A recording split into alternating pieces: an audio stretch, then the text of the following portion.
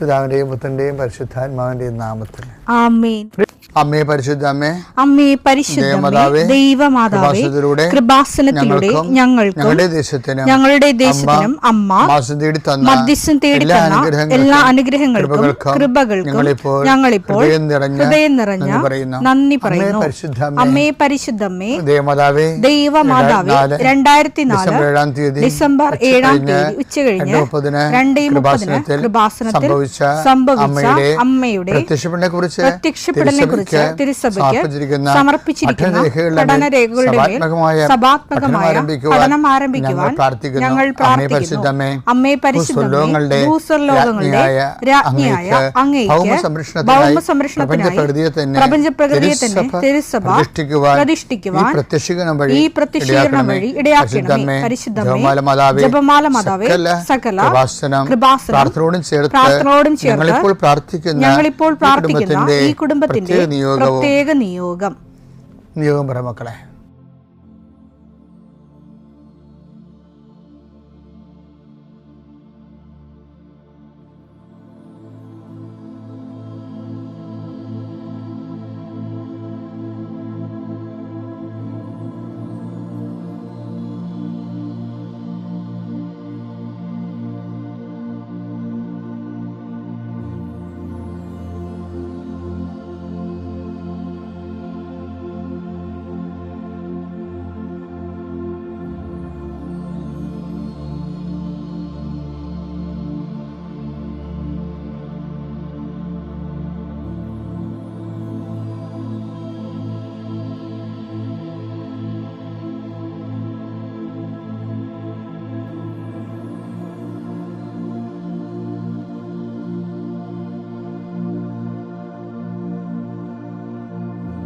അമ്മയുടെ പ്രത്യക്ഷീകരണത്തിന്റെ ഈ അനുഗ്രഹവേളയിൽ ഞങ്ങൾക്ക് സാധിച്ചു തരുവാൻ കനിയണമേ. ആമേൻ. വിശ്വാസ പ്രമാണം. സർവശക്തനായ പിതാവും ആകാശത്തിന്റെയും ഭൂമിയുടെയും സൃഷ്ടാവുമായ ദൈവത്തിൽ ഞാൻ വിശ്വസിക്കുന്നു. അവിടുത്തെ ഏകപുത്രനും ഞങ്ങളുടെ കർത്താവുമായ ഈശോമിശിഹായിലും ഞാൻ വിശ്വസിക്കുന്നു.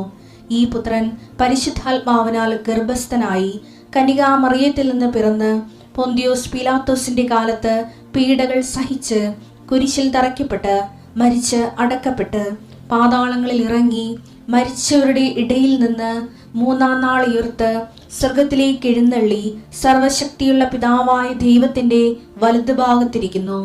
അവിടെ നിന്ന് ജീവിക്കുന്നവരെയും മരിച്ചവരെയും വിധിക്കുവാൻ വരുമെന്നും ഞാൻ വിശ്വസിക്കുന്നു. പരിശുദ്ധാത്മാവിലും ഞാൻ വിശ്വസിക്കുന്നു. വിശുദ്ധ കത്തോലിക്കാ സഭയിലും പുണ്യവാന്മാരുടെ ഐക്യത്തിലും പാപങ്ങളുടെ മോചനത്തിലും ശരീരത്തിന്റെ ഉയർപ്പിലും നിത്യമായ ജീവിതത്തിലും ഞാൻ വിശ്വസിക്കുന്നു. ആമേൻ. സ്വർഗ്ഗസ്ഥനായ ഞങ്ങളുടെ പിതാവേ, അങ്ങയുടെ നാമം പൂജിതമാകണമേ. അങ്ങയുടെ രാജ്യം വരണമേ. അങ്ങയുടെ തിരുമനസ് സ്വർഗത്തിലെ പോലെ ഭൂമിയിലും ആകണമേ. അന്നു വേണ്ടുന്ന ആഹാരം ഇന്ന് ഞങ്ങൾക്ക് തരണമേ. ഞങ്ങളോട് തെറ്റ് ചെയ്യുന്നവരോട് ഞങ്ങൾ ക്ഷമിക്കുന്നത് പോലെ ഞങ്ങളുടെ തെറ്റുകൾ ഞങ്ങളോടും ക്ഷമിക്കണമേ. ഞങ്ങളെ പ്രലോഭനത്തിൽ ഉൾപ്പെടുത്തരുതേ, തിന്മയിൽ ഞങ്ങൾ രക്ഷിക്കണമേ. ആമേൻ. നന്മ നിറഞ്ഞ മറിയമേ, സ്വസ്തി. കർത്താവ് അങ്ങയുടെ കൂടെ സ്ത്രീകളിൽ അങ്ങ് അനുഗ്രഹിക്കപ്പെട്ടവളാകുന്നു. അങ്ങയുടെ ഉദരത്തിൻ ഫലമായി ഈശോ അനുഗ്രഹിക്കപ്പെട്ടവനാകുന്നു. പരിശുദ്ധ മറിയമേ, തമ്പുരാന്റെ അമ്മേ, പാപികളായ ഞങ്ങൾക്ക് വേണ്ടി ഇപ്പോഴും ഞങ്ങളുടെ മരണസമയത്തും തമ്പുരാനോട് അപേക്ഷിക്കണമേ. ആമേൻ. കർത്താവേ, നിന്റെ ഉന്നതമായ നാമത്തിന് സ്തോത്രം ചെയ്യുന്നു. കർത്താവേ, നിന്റെ വിശുദ്ധ പൗരോഹിത്യത്തെ മഹത്വപ്പെടുത്തണമേ. കർത്താവേ, സഭയിലുള്ള സാന്നിധ്യം പ്രകടമാക്കണമേ. 40 വർഷം ഞാൻ അർപ്പിച്ച കൃപാനയുടെ യോഗ്യതയാൽ കൃപാസ്ഥാനത്താറെ ജീവനോടെ പ്രത്യക്ഷപ്പെട്ട പരിശുദ്ധ അമ്മയുടെ മാധ്യസ്ഥത്തിൽ ഞാൻ മക്കളെ ആശീർവദിക്കുന്നു. ഈശോയെ, ഈ പ്രാർത്ഥന ഈ പൈപ്പിൽ വെള്ളം വരുന്നത് പോലെയാണ്. കഞ്ഞി വെക്കണമെങ്കിലും കാപ്പി അനത്തണമെങ്കിലും വെള്ളം കിട്ടണം. അതുപോലെയാണ് കർത്താവ് പലരും ലിവിങ് ബ്രെഡ് കൂടിക്കൊണ്ടിരിക്കുന്നത്. എവിടെയെങ്കിലും യാത്ര ചെയ്യുന്ന മുമ്പ് ഇതൊന്ന് കൂടിയിട്ട് പോണവരുണ്ട് ഈശോയെ. അവർ മക്കളുടെ ഇന്നത്തെ മുഴുവൻ യാത്രകൾ ഞാൻ അങ്ങേക്ക് ഏൽപ്പിക്കുന്നു. ഞാനിപ്പോൾ കുർബാനയ്ക്ക് കയറാൻ പോവുകയാണ്. ആ കുർബാനയും ഞാൻ അങ്ങയുടെ ഈ പ്രാർത്ഥന കൂടുന്ന മക്കൾക്ക് വേണ്ടി കാഴ്ചവെക്കുന്നു. അവരുടെ കണ്ണുനീര് ഉപ്പണം കർത്താവേ. അവർ പോകുന്ന ഇടങ്ങളിൽ നീ അവിടെ കൂടെ പോകണം. പലരും ഒറ്റക്കാണ്. പലരും അവർ ഒറ്റക്ക് പോയിട്ട് നടക്കാത്ത പല കാര്യങ്ങൾക്ക് വേണ്ടിയാണ് പോണത്. ഓഫീസിലായാലും കോളേജിലായാലും സ്കൂളിലായാലും പരീക്ഷയ്ക്കായാലും ജോലിക്കായാലും ഇൻ്റർവ്യൂവിനായാലും മറ്റ് റവന്യൂ ആയിട്ടുള്ള കാര്യങ്ങൾക്കായാലും കർത്താവേ, അങ്ങയുടെ മക്കൾ പോകുന്ന ഇടങ്ങളിലെല്ലാം I come with you wherever you go, ലോകത്തെ ആവേശപ്പെടുത്തുന്ന അങ്ങയുടെ അഭിഷേക വചനമാണ്. നീ എവിടെ പോയാലും ഞാൻ നിലകൊണ്ടാകും. കർത്താവെ, ഞങ്ങൾ ആഴമായത് വിശ്വസിച്ചുകൊണ്ട് കർത്താവ് ഈ മക്കൾ നിന്നെയും കൊണ്ടുപോകാൻ ഇടയാക്കണമേ. അമ്മേ, പരിശുദ്ധമേ, സമയത്തിൻ്റെ അധികാരി സഞ്ചാരി മാതാവേ, അങ്ങയുടെ മക്കളുടെ കൂടെ സഞ്ചരിക്കണമെന്ന് പ്രാർത്ഥിക്കുന്നു. കടകമ്പോൾ നടത്തുന്നവരെ ഓർത്ത് ഞാൻ വേദനിച്ച് പ്രാർത്ഥിക്കുന്നു. കർത്താവേ, കട പൊട്ടിപ്പോകാൻ പോണവരുണ്ട്, കടം കയറി മുടിഞ്ഞവരുണ്ട്, ജപ്തി നടപടി നേരിടുന്നവരുണ്ട്, മക്കളെ ഓർത്ത് വേദനിക്കുന്നവരുണ്ട്, മക്കൾ തെറ്റായ ബന്ധങ്ങൾ അകപ്പെട്ടു പോയവരുണ്ട്, മക്കൾ പല കാര്യം വിളിച്ചു പറഞ്ഞിട്ട് മാതാപിതാക്കന്മാർക്ക് സഹായിക്കാൻ പറ്റാത്ത രീതിയിലായിട്ടുള്ളവരുണ്ട്. എന്ത് ചെയ്യുന്നറിയാൻ പാടില്ല, നഷ്ടം ചെയ്യുന്നവരുണ്ട്, കേസകപ്പെട്ടവരുണ്ട്, പിരിഞ്ഞ് താമസിക്കുന്നവരുണ്ട്, ഐക്യപ്പെട്ട് ജീവിക്കാൻ ആഗ്രഹിക്കുന്നവരുണ്ട്. കർത്താവ്, അവരെല്ലാം എൻ്റെ കർത്താവിൻ്റെ ഉന്നതമായ നാമത്തിൽ, സഭയുടെ അധികാരത്തിൽ, കുരിശിൻ്റെ അടയാളത്തിൽ ദൈവശക്തിയായി ഞാൻ ആശീർവദിക്കുന്നു. കർത്താവെ, മക്കളില്ലാത്തവരുടെ സങ്കടം നീ കാണുന്ന കർത്താവെ, പിരിഞ്ഞ് താമസിക്കുന്നവരുടെ, ഒറ്റപ്പെട്ട് ജീവിക്കുന്നവരുടെയും കർത്താവെ, പലരെയും വിളിച്ചുകൊണ്ട് പോകേണ്ടി വരും. കർത്താവെ, അവരെ വിളിച്ചുകൊണ്ട് പോകാൻ ഇടയാക്കണേ ഈശോയെ. അവർ ജീവിത പങ്കാളി അവരെ നിരാകരിച്ച ജീവിത പങ്കാളികൾക്ക് മനസ്സാന്തം ഉണ്ടായി അവരെ ഒന്ന് വിളിച്ചുകൊണ്ട് പോകാനോ ഫോൺ വിളിക്കാനോ കർത്താവെ ഇടയാക്കണമെന്ന് പ്രാർത്ഥിക്കുന്നു. ഈശോ, ഒന്നും അസാധ്യമില്ലാത്തവനെ, അങ്ങനെ ഒരു നിമിഷത്തെ അഭിഷേകം കിട്ടിയാൽ അങ്ങയുടെ മക്കളെല്ലാം ഐക്യപ്പെട്ട് സ്നേഹപ്പെട്ടുള്ള ചെയ്യാൻ. ഏതെല്ലാം മേഖലകളിലാണ് നിങ്ങൾ വിഷമിക്കുന്നത്, ഏതെല്ലാം വ്യക്തികളെ ഓർത്താണ് നിങ്ങൾ സങ്കടപ്പെടുന്നത്, ഏതെല്ലാം വിഷയം ഓർത്താണ് നിങ്ങൾ സംഭ്രമിപ്പിക്കപ്പെടുന്നത്, ഭയപ്പെടേണ്ട, ഞാൻ നിൻ്റെ കൂടെ ഉണ്ടാകുന്ന അളിച്ചത് കർത്താവ് ഈ കുരിശിൻ്റെ ശക്തിയാൽ, എൻ്റെ പൗരോഹിത്യത്തിൽ 40 വർഷത്തെ കർത്താവിൻ്റെ ശുശ്രൂഷയുടെ യോഗ്യതയാൽ, സർവോപരി കൃപാസ്ഥാനത്താരെ ജീവനുടെ പ്രത്യക്ഷയുടെ മാതാവിൻ്റെ മധ്യസ്ഥ നടന്ന ലക്ഷക്കണക്കിന് പ്രാർത്ഥനകളുടെ ശക്തിയാൽ, പിതാവിൻ്റെയും പുത്രൻ്റെയും പരിശുദ്ധനാമത്തിൽ നിങ്ങളുടെ ഇന്നത്തെ ദിവസത്തെ ഈശോ തലങ്ങും വിലങ്ങും ആശീർവദിക്കട്ടെ. പ്രിയപ്പെട്ടവരെ, ഇന്ന് ഡിസംബർ 23-ാം തീയതി ഞാൻ കർത്താവിനിക്ക് തിരുപ്പട്ടം നൽകിയ ദിവസമാണ്. നിങ്ങളെ എനിക്ക് വേണ്ടി പ്രാർത്ഥിക്കണം. 40 വർഷം തികയാണ് ഇന്ന്. ഇന്നത്തെ കുർബാനയിലും പ്രാർത്ഥനകളിലുമൊക്കെ എന്നെ ഓർക്കണമെന്ന് പ്രത്യേകം ഓർപ്പിക്കുന്നു. എൻ്റെ പ്രിയപ്പെട്ടവരെ, ഇത് നമ്മൾ ഇന്നലെ കണ്ടതിൻ്റെ ബാക്കിയാണ്. അതായത് പ്രതിഫല, ഞാൻ പറഞ്ഞില്ലേ, ദൈവമായിട്ട് ഒരു ആത്മബന്ധത്തിലെ അനുദിനം പുരോഗമിക്കുന്നതിന് നമ്മളെ സഹായിക്കുന്ന ഒരു ടിപ്പാണ് പ്രതിഫലം പ്രതീക്ഷിക്കാതെ.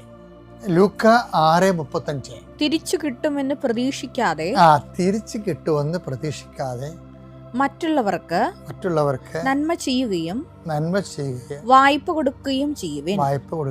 അപ്പോൾ നിങ്ങളുടെ പ്രതിഫലം വലുതായിരിക്കും.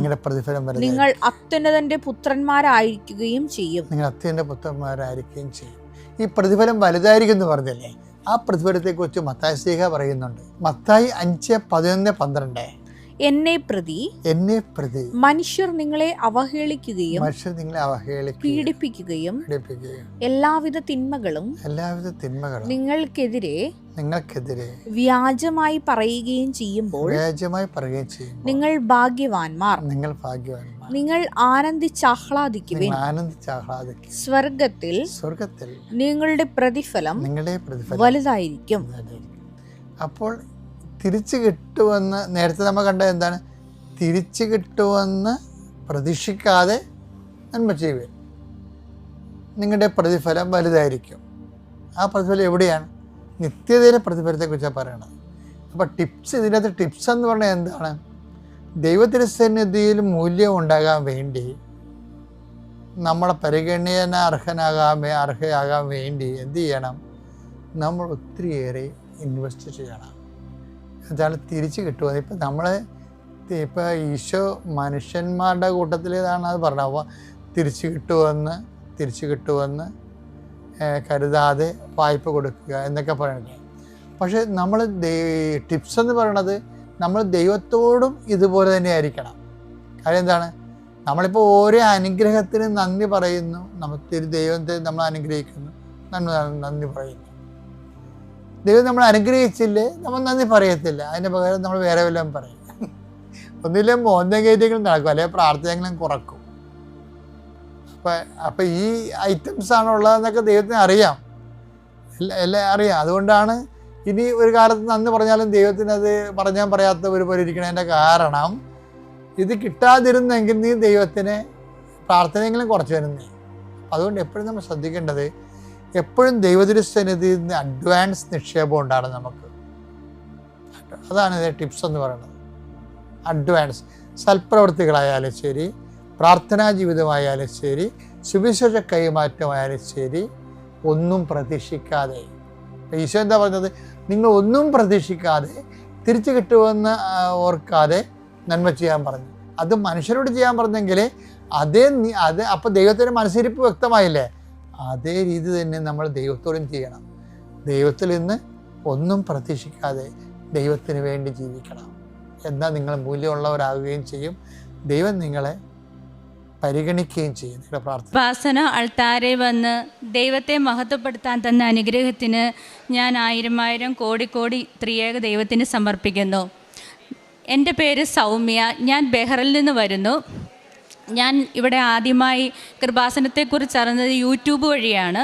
അതിന് ഞാൻ എൻ്റെ ഹസ്ബൻഡോട് പറഞ്ഞു എനിക്കിവിടെ വരണം, കൃപാസനത്തിൽ മാതാവ് പ്രത്യക്ഷപ്പെട്ട മണ്ണിൽ വന്ന് എനിക്ക് ഉടമ്പടി എടുക്കണമെന്ന്. ഹസ്ബൻഡ് അത് സമ്മതിച്ചു തന്നു. ഞങ്ങളങ്ങനെ വരാനിരുന്നപ്പോൾ കൊറോണയുടെ സമയമായി, ഞങ്ങൾക്ക് ഫ്ലൈറ്റ് ഇല്ലാണ്ടായി. പിന്നീട് ഞാൻ 30/12/2021 ഞങ്ങൾ വെക്കേഷൻ വന്നപ്പോൾ ഇവിടെ വന്നിട്ട് ഞാൻ ഉടമ്പടി എടുത്തു. ഉടമ്പടിയിൽ എനിക്ക് ഒരുപാട് അങ്ങനെ നിയമങ്ങളൊന്നും വെക്കാനില്ലായിരുന്നു. അപ്പോൾ എൻ്റെ കസിൻസിൻ്റെ കാര്യങ്ങളെല്ലാം ഞാൻ വെച്ചു. ഏറ്റവും അവസാനമായിട്ട് ഞാൻ എഴുതിയിരുന്നത് എൻ്റെ കുടുംബത്തെ എത്രയും നന്നായി പ്രാർത്ഥനയിലും വിശ്വാസത്തിലും വളർത്തിയെടുക്കുക എന്നതിനെക്കുറിച്ചായിരുന്നു. അങ്ങനെ എൻ്റെ ആ 5 നിയോഗങ്ങളിൽ ഒന്നും നടന്നില്ല. പക്ഷേ 6ാമത്തെ നിയോഗമായി എൻ്റെ കുടുംബത്തിൽ എൻ്റെ കുഞ്ഞുങ്ങളുമായി ഒരുമിച്ച് കൂടിയിരുന്ന് വിശ്വാസത്തോടെ മുട്ടിന്മേൽ നിന്ന് കൊന്ത ചൊല്ലി എന്നും പ്രാർത്ഥിക്കാനുള്ള കൃപ ഞങ്ങൾക്ക് തന്നായിരുന്നു. ഈ യൂട്യൂബ് വഴി ഞാൻ കൃപാസനത്തെക്കുറിച്ച് അറിയുമ്പോൾ ഞാൻ അറിഞ്ഞു, ഒരു ദിവസം എനിക്ക് സ്വപ്നത്തിൽ മാതാവ് കാണിച്ചു തന്നു ഈ കൃപാസന അൾത്താരയിൽ ഞാൻ ഇവിടെ നിന്ന് കരയുന്നതായിട്ട്. പക്ഷേ അപ്പം ഞാൻ എൻ്റെ ഫ്രണ്ട്സിൻ്റെ അടുത്തൊക്കെ പറഞ്ഞു, ഈ കൃപാസനത്തെക്കുറിച്ച് പോലും എനിക്കറിയത്തില്ല, ഞാൻ എന്തിനാണോ ഈ കൃപാസന അൾത്താരയിൽ നിന്ന് കരയുന്നത് എന്തിനാന്ന്. പിന്നീടാണ് ഉടമ്പടി എന്താണെന്നല്ല യൂട്യൂബിലും അച്ഛൻ്റെ ധ്യാനം കൂടും എല്ലാം ചെയ്ത് ഞാൻ ഉടമ്പടി പാലിച്ചു പോന്നു. 3 മാസത്തിന് ശേഷം പുതിയതായിട്ട് അച്ഛൻ പറഞ്ഞനുസരിച്ച് ഓരോ നിയമങ്ങളും പുതിയതായി എഴുതി ഞാൻ ഉടമ്പടിയിൽ തന്നെ കണ്ടിന്യൂ ചെയ്ത് വന്നിരുന്നു. അങ്ങനെ ആദ്യമായിട്ട് എനിക്ക് എൻ്റെ ജീവിതത്തിൽ ഞാനൊരു സൈക്കിൾ പോലും ഓടിച്ചിട്ടില്ല. അപ്പോൾ ബെഹ്റിൻ ലൈസൻസ് കിട്ടാനായിട്ട് എല്ലാവർക്കും അറിയാം ഒരുപാട് ബുദ്ധിമുട്ടാണ്. അങ്ങനെ ഞാൻ അവിടെ ഡ്രൈവിംഗ് ലൈസൻസ് പഠിക്കാൻ ചേർന്നു. അപ്പോൾ അവിടുത്തെ അറബി ഇൻസ്ട്രക്ടർ എന്നോട് പറഞ്ഞു, നിനക്കിതൊന്നും അറിയത്തില്ല, ഞാൻ ഇങ്ങോട്ട് എടുക്കാൻ പറയുമ്പോൾ നീ അങ്ങോട്ട് ഇറക്കുക, അതിനുള്ള സമയമല്ല, ഇത്ര ക്ലാസ്സസ് നമുക്കുണ്ട്. അപ്പോൾ അതെല്ലാം ഞാനത് ചെയ്തിട്ട് സാറ് പറഞ്ഞു നിനക്ക് ഇനി ഒരു 5-6 ക്ലാസ് കൂടെ വേണം, എന്നാലേ ഉള്ളൂ നിനക്കത് പറ്റത്തുള്ളൂ എന്ന് പറഞ്ഞു. എക്സാമിന് ഡേറ്റ് എടുത്താൽ മതിയെന്ന് പറഞ്ഞു. പക്ഷേ എൻ്റെ മനസ്സിൽ മാതാവ് തോന്നിപ്പിച്ചു. ഞാനൊരു ദിവസം നമ്മുടെ വചനം എടുത്തപ്പോൾ എനിക്ക് അതിൻ്റെ അകത്ത് കിട്ടി, ധൈര്യമായിരിക്കും, നിങ്ങളുടെ യാത്രയിൽ കർത്താവ് നിങ്ങളെ സംരക്ഷിക്കുമെന്ന്. അപ്പോൾ ഞാൻ സാറിൻ്റെ അടുത്ത് പറഞ്ഞു എനിക്ക് നവംബർ 14 ഡേറ്റ് എടുത്താനും എനിക്ക് വേണമെന്ന് പറഞ്ഞു. അങ്ങനെ ഞാൻ 14 ഡേറ്റ് എടുത്തപ്പോൾ ഞാൻ വിചാരിച്ചു സാറല്ല എനിക്ക് ഡ്രൈവിംഗ് ലൈസൻസ് തരുന്നത്, എൻ്റെ ദൈവമാണ്, പരിശുദ്ധ അമ്മ എന്നും എൻ്റെ കൂടെ ഉണ്ടെന്നുള്ള ഒരുപാട് എനിക്ക് സംരക്ഷണം എനിക്ക് കൃപാസനത്തിൽ നിന്ന് ഉടമ്പടി എടുത്ത് പോയപ്പോൾ അനുഭവം ഉണ്ടായിരുന്നു. അങ്ങനെ ഞാൻ ഡ്രൈവിംഗ് ലൈസൻസിൻ്റെ എക്സാം ആയപ്പോൾ ഞാൻ അവിടെ ചെന്ന് എന്നും എൻ്റെ കൂടെ എന്നും ഈ കൃപാസനത്തിലെ നമ്മുടെ ഉടമ്പടി ലോക്കറ്റ് എൻ്റെ കയ്യിലുണ്ട്, തൈലം പുരട്ടാതെ ഞാൻ ഒരിക്കലും ഇറങ്ങാറില്ല. ഞാൻ ആ വിശുദ്ധ ഉപ്പ് നമ്മൾ എക്സാമിൻ്റെ സ്റ്റാർട്ട് ചെയ്യുന്നോടത്ത് ഞാൻ ഇട്ട്. അപ്പോൾ ഇൻസ്ട്രക്ടർ എൻ്റെ എക്സാമിനറായിട്ട് വന്ന ഒരു അറബി മേഡമായിരുന്നു. പുള്ളിക്കാരത്തി ഡബിൾ ലെഫ്റ്റ് എടുക്കുമ്പോൾ ഞാൻ ഡബിൾ റൈറ്റ് എടുത്തു. അങ്ങനെ അപ്പോൾ തന്നെ എൻ്റെ ഇതെല്ലാം പോയി. എനിക്കറിയാം എന്തായാലും കിട്ടത്തില്ല. പക്ഷേ ഞാൻ സ്വർഗ്ഗത്തിലിരിക്കുന്ന ആകാശത്തേക്ക് ഞാൻ നോക്കി എൻ്റെ സ്വർഗീയ പിതാവിനെയും പരിശുദ്ധ അമ്മയും കൂട്ടുപിടിച്ച് മറ്റുള്ളവർ മുമ്പ് എനിക്കൊരു സാക്ഷിയാൻ എൻ്റെ അമ്മയും മാതാവിയും നീ എന്നെ എന്നും ചേർന്ന് നിർത്തണമെന്ന് പറഞ്ഞു. എക്സാം കഴിഞ്ഞ് ഞാൻ വെയിറ്റ് ചെയ്യുന്നു. മേഡം എനിക്ക് അവസാനം എടുത്തുകൊണ്ട് പറഞ്ഞു okay you passed, you go to take licence എന്ന് പറഞ്ഞു. അങ്ങനെ ഞാൻ ആ ലൈസൻസ് എടുത്തു. അതെൻ്റെ രണ്ടാമത്തെ ഒരു കാര്യം. അങ്ങനെ ഹസ്ബൻഡിനും എല്ലാവർക്കും വിശ്വാസമായി. പിന്നെ ഹസ്ബൻഡിന് മാതാവിൽ ഭയങ്കര വിശ്വാസമാണ്. പക്ഷേ എല്ലാവർക്കും അറിയാവുന്ന പോലെ കൃപാസനത്തിൽ പ്രത്യക്ഷപ്പെട്ടോ എന്നുള്ളൊരു ഡൗട്ട് എല്ലാവർക്കും ഉണ്ടല്ലോ. അപ്പം ഞാൻ അമ്മയോട് പറഞ്ഞു, അമ്മേ എനിക്ക് പൂർണ്ണമായി അറിയാം എൻ്റെ അമ്മ പ്രത്യക്ഷപ്പെട്ടെന്ന്. ഈ ചേട്ടായിക്ക് ഇതൊരു വിശ്വാസമാകാൻ ഞങ്ങൾക്ക് ഒരു അടയാളം എനിക്ക് കാണിച്ചതന്നെയാണ്. അപ്പം എന്ത് വിഷമം ഉണ്ടായാലും ഞാൻ രാവിലെ എഴുന്നേറ്റ് പ്രാർത്ഥിക്കുമ്പോൾ ആ പച്ചത്തിരി നീലത്തിരിയും ഒരുമിച്ച് കത്തിച്ച് വെച്ച് പ്രാർത്ഥിക്കും. അങ്ങനെ ഞാൻ പ്രാർത്ഥിച്ചുകൊണ്ടിരുന്നപ്പോൾ അതിൻ്റെ അകത്ത് ഞാൻ കണ്ണുനീരോടെ ഓരോ കാര്യങ്ങൾ എല്ലാവർക്കും വേണ്ടി ഒരു പ്രാർത്ഥിക്കാനുള്ള കൃപ എനിക്ക് കിട്ടിയിരുന്നു. ഞാൻ അങ്ങനെ കണ്ണുനീരോടെ പ്രാർത്ഥിച്ച് കണ്ണിങ്ങനെ തുറന്നു നോക്കിയപ്പോൾ ആ പച്ചത്തിരിക്കകത്ത് അതിൻ്റെ അകത്തൊരു ഹാർട്ട് അത് നല്ല പ്രകാശിച്ചിരിക്കുന്നു. അപ്പോൾ എനിക്ക് എന്ത് ചെയ്യണമെന്ന് അറിയത്തില്ല. ഞാൻ പിന്നെ ഫോട്ടോ എടുത്തത് അത് എൻ്റെ കയ്യിലുണ്ട് താനും. അതിന് ഞാൻ എൻ്റെ ഒരു മോള് എൻ്റെ കൂടെ എൻ്റെ കൂടെ ഉണ്ടായിരുന്നു. അപ്പം ഞാൻ അവളോട് പറഞ്ഞു, നീ ഓടി ചെന്ന് പപ്പായും ചേച്ചീനെയൊക്കെ വിളിച്ചോണ്ട് നമുക്ക് കാണിക്കാം, അവർക്ക് വിശ്വാസമാകട്ടെ. ഞങ്ങളെല്ലാവരും ഒരുമിച്ച് മുട്ടുകുത്തിയിരുന്ന അതിൻ്റെ മുമ്പിൽ എന്നെ എന്ത് ചെയ്യണമെന്ന് അറിയത്തില്ല. പെട്ടെന്നൊരു ഫോട്ടോ എടുത്ത് എൻ്റെ ചേച്ചിമാരൊക്കെ കൃപാസനത്തിലുള്ളവർ, ഇതേക്കുറിച്ച് ഉടമ്പടി എടുത്തവർ, അവരെല്ലാം വിളിച്ച് ഇതൊന്ന് കാണിക്കാൻ ആരും അന്നേരം ആ സമയത്ത് എടുക്കുന്നില്ല. അങ്ങനെ ഹസ്ബൻഡും മോളും എല്ലാം വന്നപ്പോൾ അതിൻ്റെ ആ ജ്വാല അങ്ങ് നിന്ന്. അത് ഞാൻ ഫോട്ടോ എടുത്തപ്പോൾ ഹസ്ബൻഡ് ഒന്നുകൂടെ വിശ്വാസം. അങ്ങനെ പരിശുദ്ധ കൃപാസന മാതാവിൽ എല്ലാവർക്കും വിശ്വാസമായി. അങ്ങനെ അതാണ് എൻ്റെ ഒരു അനുഭവം. പിന്നെയുള്ള ഒരു കാര്യം എന്ന് പറഞ്ഞാൽ എൻ്റെ വായിൽ എനിക്കൊരു 25 വയസ്സിൽ ഒരുപാട് വായിൽ കുരുക്കളുണ്ടാകുന്നുണ്ട്. അത് മറ്റുള്ളവർക്ക് എങ്ങനെ അത് ഫീൽ ചെയ്യുമെന്ന് അറിയത്തില്ല. എന്നെ സംബന്ധിച്ചോളം ചില സമയത്ത് അത് പൊട്ടി പഴുത്ത് വ്രണമായിട്ട് എനിക്ക് തന്നെ സ്മെല്ല് ഫീൽ ചെയ്യും. അപ്പം ഞാനെനിക്കത് അതിൻ്റെ ഒരു ഇതെന്ന് വെച്ചാൽ പീരീഡ് ആകുന്നതിന് തൊട്ട് ഒരാഴ്ച മുമ്പ് അതെനിക്കാണ് തരുന്നൊരു സൈനാണ്. അത് നമ്മൾ കാണിക്കാതെ ഉള്ള ഡോക്ടേഴ്സ് ഒന്നുമില്ല, അതിനൊരു മരുന്നും ഇല്ല താനും. അത് വന്ന് പൊഴിഞ്ഞു പോകും. പിന്നെ കൊറോണയുടെ സമയത്ത് മാസ്ക് വെച്ചപ്പോൾ എനിക്കൊരു കാരണം വേറെ ആർക്കും അതിൻ്റെ സ്മെല്ല് ഫീൽ ചെയ്യുന്നില്ല. ഇവ 1-2 ആഴ്ച എടുക്കാതെ പോകത്തുമില്ല. അത് ഞാൻ മാതാവിൻ്റെ അടുത്ത് വെച്ച കാര്യം. അപ്പം ചില സമയത്ത് എനിക്ക് ഒരുപാട് വേദനകൾ വരുമ്പോൾ ഞാൻ ഈ മാതാവിനോട്, അമ്മേ മാതാവേ വേദനയുണ്ട്, ഈശോയോട് പറഞ്ഞ് എൻ്റെ വേദന ഇച്ചിരി കുറച്ചാണ്. ചില സമയത്ത് എനിക്ക് വെള്ളം ഇറക്കാൻ പറ്റത്തില്ല, തൊണ്ടയിൽ നിന്ന് ഒരു സിപ്പ് വെള്ളം പോലും എനിക്ക് ഇറക്കാൻ പറ്റത്തില്ല. അങ്ങനെ ഞാൻ കഴിഞ്ഞ് പ്രാർത്ഥിച്ചപ്പോൾ ഒരു ദിവസം ഞാൻ സ്വപ്നത്തിൽ കാണുകയാണ്. ഞാൻ ഈശോയോട് പറഞ്ഞു, ഈശോ എനിക്ക് ഇത്ര വേദന, കുറേ കുരു തന്നു, ഒരു കുഴപ്പമില്ല, പക്ഷേ എനിക്ക് സഹിക്കാൻ പറ്റുന്ന കുരുക്കൾ തന്നെ, വേദനയില്ലാത്തൊരു കുരുക്കൾ തന്നെ എന്നെ അനുഗ്രഹിക്കണമേ എന്ന് ഞാൻ സ്വപ്നത്തിൽ കാണുകയാണ്. എൻ്റെ വീട്ടിലെ അടുക്കളയിലൊക്കെ ഈ കൃപാസന മാതാവിൻ്റെ എല്ലാം ഫോട്ടോയുണ്ട്. ഞാൻ സ്വപ്നത്തിൽ കാണുകയെന്ന് ഞാൻ ഒരു അടുക്കളയിൽ നിൽക്കുകയാണ്. അതെൻ്റെ അവിടുത്തെ വീടല്ല, പക്ഷേ അതിൻ്റെ അകത്ത് മാതാവ്, ഞാൻ അടുക്കളയിൽ ചെന്നപ്പോൾ മാതാവ് എന്നെ നോക്കി ചിരിക്കുന്നതായിട്ട് സ്വപ്നത്തിലാണ് ഞാൻ കാണുന്നത്. അപ്പോൾ അത് മാതാവ് ചിരിച്ച ഉടനെ പെട്ടെന്ന് ഈശോയുടെ ഈ കൃപാസനത്തിൽ ഈ ഈശോ കരയുന്ന ഈശോയുടെ ആ ക്രൂശിത രൂപം കാണുക, ഈശോയുടെ ചോര ഒലിപ്പിക്കുന്നത്. അപ്പോൾ ഞാൻ കരഞ്ഞുകൊണ്ട് ഇങ്ങനെ ഇരിക്കും. പെട്ടെന്ന് അതിൻ്റെ കണ്ണിൽ നിന്ന് പറഞ്ഞപ്പോൾ ഞാൻ ഉറക്കത്തിൽ വിളിക്കുക, ഇവരെല്ലാവരും വായോ, നമ്മുടെ എന്താണെന്നറിയത്തില്ല, മാതാവ് വന്നു. പിന്നെ എനിക്കത് മനസ്സിലാക്കുന്നത്, എൻ്റെ മകൻ ഇത്രയും വേദന അനുഭവിച്ചല്ലേ, ഈശോ ഇത്രമായി വേദന അനുഭവിക്കും, നിൻ്റെ ഈ വേദനയാണോ എന്നാണ് എന്നെ ചോദിച്ചതെന്ന് എനിക്ക് മനസ്സിലായി. അതിനുശേഷം എനിക്ക് വായിക്കാത്തൊരു 3-4 കുരുക്കളുണ്ടെങ്കിൽ പോലും എനിക്കതിന് ഇതുപോലെയുള്ള പഴയതുപോലെയുള്ള പ്രശ്നങ്ങൾ എൻ്റെ ജീവിതത്തിലില്ല. പിന്നെയുള്ളത് എൻ്റെ കസിൻ സിസ്റ്ററിൻ്റെ കാര്യമാണ്. അവൾക്ക് പെട്ടെന്നാണ് ബ്ലഡ് ക്യാൻസർ ഡയഗ്നോസിസ് ചെയ്ത് കീമോയും എല്ലാം ചെയ്ത് എല്ലാം കഴിഞ്ഞ് അവൾ ഒരുമാതിരി ഓക്കെ ആയി വന്ന സമയങ്ങളിൽ അവസാനം ഡോക്ടർ പിന്നെ പറഞ്ഞ് നമുക്ക് ബോൺ മാരോ ട്രാൻസ്പ്ലാന്റ് ചെയ്യണമെന്ന് പറഞ്ഞു. അപ്പോൾ ആൻറ്റിക്കും അങ്കിളിനും അങ്ങനെ എല്ലാവർക്കും മാതാവ് വിശ്വാസമുള്ള കൃപാസനത്തിനെ കുറിച്ച് വിശ്വാസമില്ലായിരുന്നു. എങ്കിലും ഞാൻ പറഞ്ഞു, അമ്മ അവരെല്ലാം വിശ്വാസത്തിലോട്ട് അടുപ്പിക്കണേന്ന് പറഞ്ഞു. അവരും എല്ലാം വിശ്വാസത്തിലായി. അങ്ങനെ മോൾക്ക് ബോൺ മാരോ ട്രാൻസ്പ്ലാന്റേഷൻ കഴിഞ്ഞ് മോൾ ഓക്കെയായി വീട്ടിൽ ചെന്ന് പിന്നെ ഫോളോ അപ്പിന് ചെയ്തുകൊണ്ടിരിക്കുന്ന സമയമായിരുന്നു. ഒരു ദിവസം ഒരു കുഴപ്പമില്ലാണ്ട് കുട്ടി നെക്സ്റ്റ് അപ്പോയിൻമെൻറ്റിന് പോയി അവിടെ ചെന്ന് കഴിഞ്ഞപ്പോൾ പെട്ടെന്ന് സിക്കായി. അവളങ്ങനെ 2023 ഒക്ടോബർ 8 ഞങ്ങളിൽ നിന്നും വേർപെട്ട് പോയി.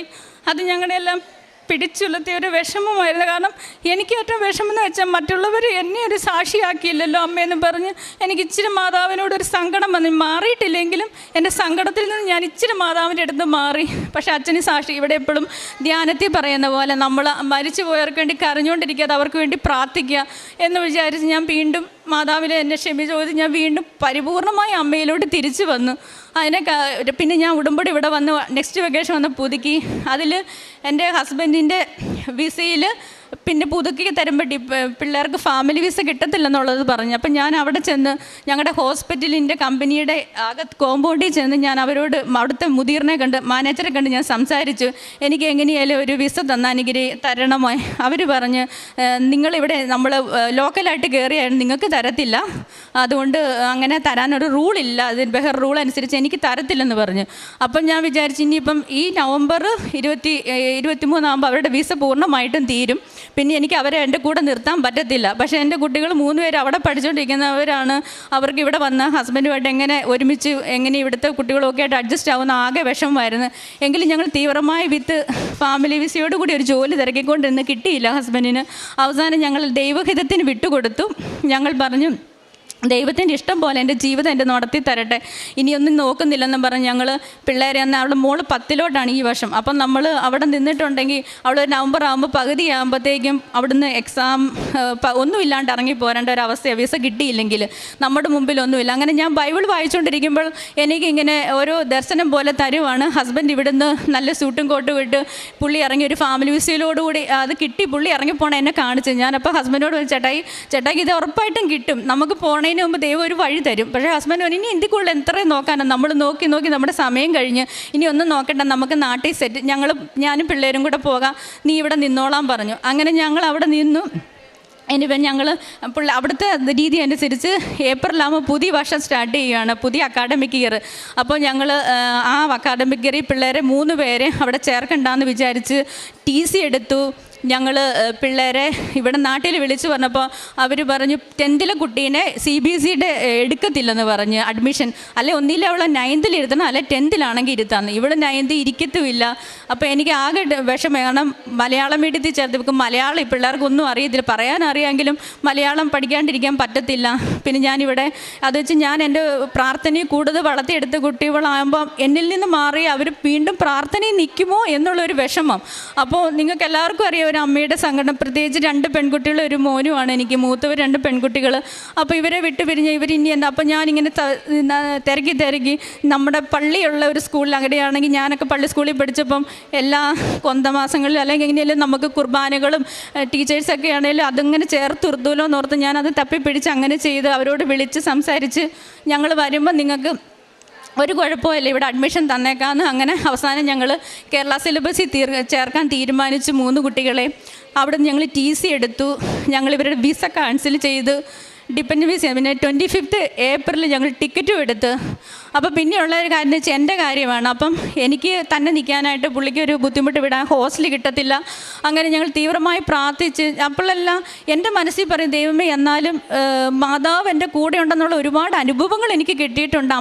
അമ്മ ഉപേക്ഷിച്ചോ എന്നുള്ള ഒരു പിന്നെ ഞങ്ങൾ ദൈവത്തിൻ്റെ ഇഷ്ടം ഇതാണെങ്കിൽ അങ്ങനെ എന്ന് പറഞ്ഞ് ഞങ്ങൾ വിട്ടുകൊടുത്തു. അതിന് ശേഷം ഞങ്ങൾ 25th പോകാൻ എല്ലാം റെഡിയായി. അപ്പോൾ ആ ഒരു 1 വീക്കിനുള്ളിൽ എനിക്ക് ഒരിക്കലും കിട്ടാത്ത ഒരു ഹോസ്റ്റൽ എനിക്ക് ഞങ്ങളുടെ ഹോസ്പിറ്റലിൻ്റെ അക്കോമഡേഷന് കിട്ടി. എന്നാൽ പിന്നെ അങ്ങ് മാറിയേക്കാം. അപ്പോൾ ഈ സാധനങ്ങളെല്ലാം ഇനി അർഗൽ സെയിൽ ചെയ്യാൻ സമയമില്ല, ഞങ്ങളുടെ മുമ്പിൽ സമയങ്ങളില്ല, വണ്ടി സെയിൽ ചെയ്യണം. ഇപ്പോൾ ഹോസ്റ്റലല്ലായിരുന്നു എനിക്ക് വണ്ടി യൂസ് ചെയ്യാമായിരുന്നില്ലെങ്കിൽ വണ്ടി സെയിൽ ചെയ്യണം. അങ്ങനെ നമ്മുടെ എല്ലാം ക്ലിയർ ചെയ്യണം, വീട് കൊടുക്കണം. അങ്ങനെ ഞങ്ങൾ ഇലക്ട്രിസിറ്റി ക്ലോസ് ചെയ്തു.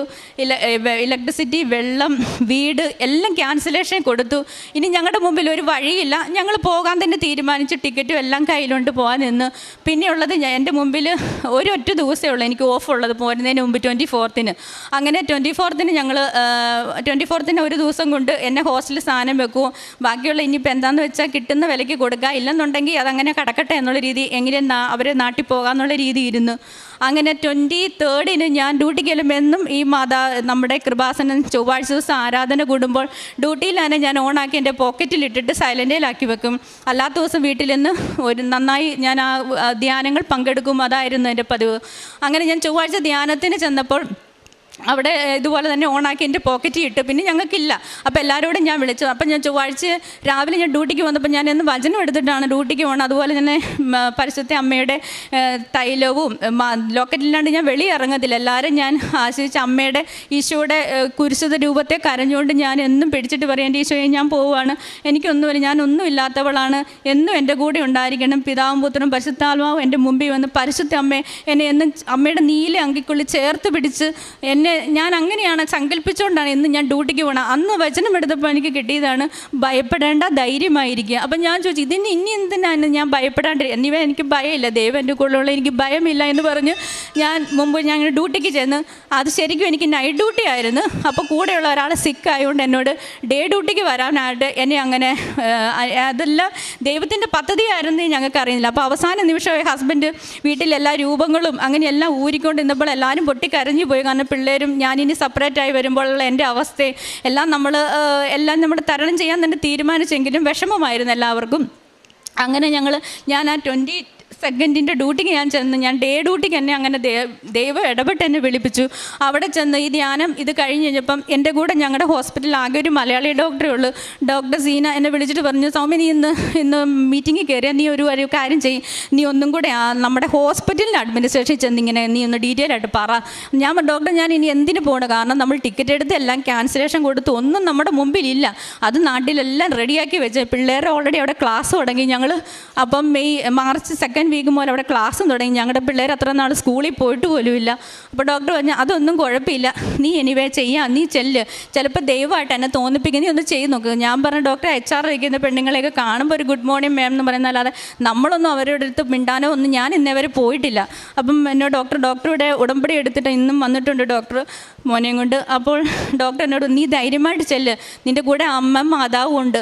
അങ്ങനെ ഞാൻ ഉടമ്പടി കാശിലും പോക്കറ്റിലാണ് അതിങ്ങനെ കൈ പിടിച്ചുകൊണ്ട് ഞാൻ പ്രാർത്ഥിച്ച് രണ്ടും കൽപ്പിച്ച് ഞാൻ അവിടെ ചെന്നു. എന്നിട്ട് അവിടെ ചെന്നിട്ട് ഞാൻ ആ മേഡത്തിനോട് പറഞ്ഞു, മേഡം ഒരു പ്രായമൊന്നും ഇല്ലാത്തൊരു അധികം പ്രായമില്ലാത്ത ഒരാളാണ് HR മാനേജർ. ഞാൻ പറഞ്ഞു മേഡം ഞാനിങ്ങനെ എൻ്റെ എല്ലാ കാര്യങ്ങളും ഞാൻ പറഞ്ഞു ഞാൻ എന്ത് ചെയ്യണമെന്ന് അറിയത്തില്ല, എൻ്റെ പിള്ളേരെ വിടണം, അവർക്ക് ഇങ്ങനെയുള്ള എല്ലാ ഡീറ്റെയിൽസും ഞാൻ പറഞ്ഞു. പുള്ളിക്കാരി ഉടനെ എൻ്റെ ബാഡ്ജ് നമ്പർ മേടിച്ചിട്ട് പറഞ്ഞു എന്തുകൊണ്ട് നിനക്ക് അവർ വിസ നീ അവിടെ തരുന്നില്ല അന്നും പറഞ്ഞുകൊണ്ട് നേരെ ഫോൺ വിളിച്ചു. HR വിളിച്ച് ഞങ്ങളുടെ കമ്പനി തന്നെ വിളിച്ചു. അവിടെ നിന്ന് എനിക്ക് പിന്നെ എന്താ സംഭവിച്ചെന്ന് ഒരു മായ പോലെ ഞാൻ രാവിലെ എല്ലാവരോടും ഗ്രൂപ്പിൽ ചേച്ചിമാർക്കൊക്കെ മെസ്സേജ് ഇട്ട് എല്ലാം നമ്മുടെ പ്രാർത്ഥന കേട്ട് എനിവേ അവർ പറഞ്ഞ് ധൈര്യമായിട്ടിരിക്കുന്നത്. അങ്ങനെ എല്ലാവരോടും ഞാൻ യാത്ര പറഞ്ഞ് ഞങ്ങളെല്ലാവരും പറഞ്ഞിരിക്കുന്നത് ആ സാഹചര്യത്തിലാണ് ഇത് സംഭവിച്ചത്.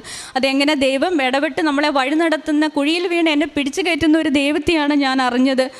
അങ്ങനെ ഞാൻ അവിടെ ചെന്നപ്പോൾ പുള്ളിക്കാരത്തി വിളിച്ച് വേഗം പറഞ്ഞു എല്ലാം റെഡിയാക്കി. പെട്ടെന്ന് പിള്ളേരുടെ പാസ്പോർട്ട് ഡീറ്റെയിൽസ് കൊടുക്കാൻ പറഞ്ഞു. അങ്ങനെ കൊടുത്ത് നിന്ന് പിള്ളേർക്ക് പാസ്പോർട്ട് വിസയ്ക്ക് അപ്ലൈ ചെയ്യാൻ പറഞ്ഞു. ഒള്ളി അപ്രൂവലിന് വെയിറ്റ് ചെയ്താൽ മതി, നിനക്ക് കിട്ടുമെന്ന് പറഞ്ഞു. അത് എനിക്കറിയത്തില്ല, ഞാൻ അങ്ങ് നടന്നു പോയാൽ ഞാൻ ഇങ്ങോട്ട് നടന്നു പോകുന്നത് എങ്ങനെയാണെന്ന് എനിക്കറിയില്ല. ഒരു പാവം കണക്കെ ഞാൻ ആ പുള്ളിക്കാരത്തിയോട് പറഞ്ഞു മേഡം നിങ്ങളിന്ന് എനിക്കറിയില്ല, എൻ്റെ ഒരു ഏഞ്ചലായിരുന്നു ഡോക്ടറും ഇവരും എല്ലാവരും, അല്ല ഒരിക്കലും എനിക്കങ്ങനെ കിട്ടത്തില്ല.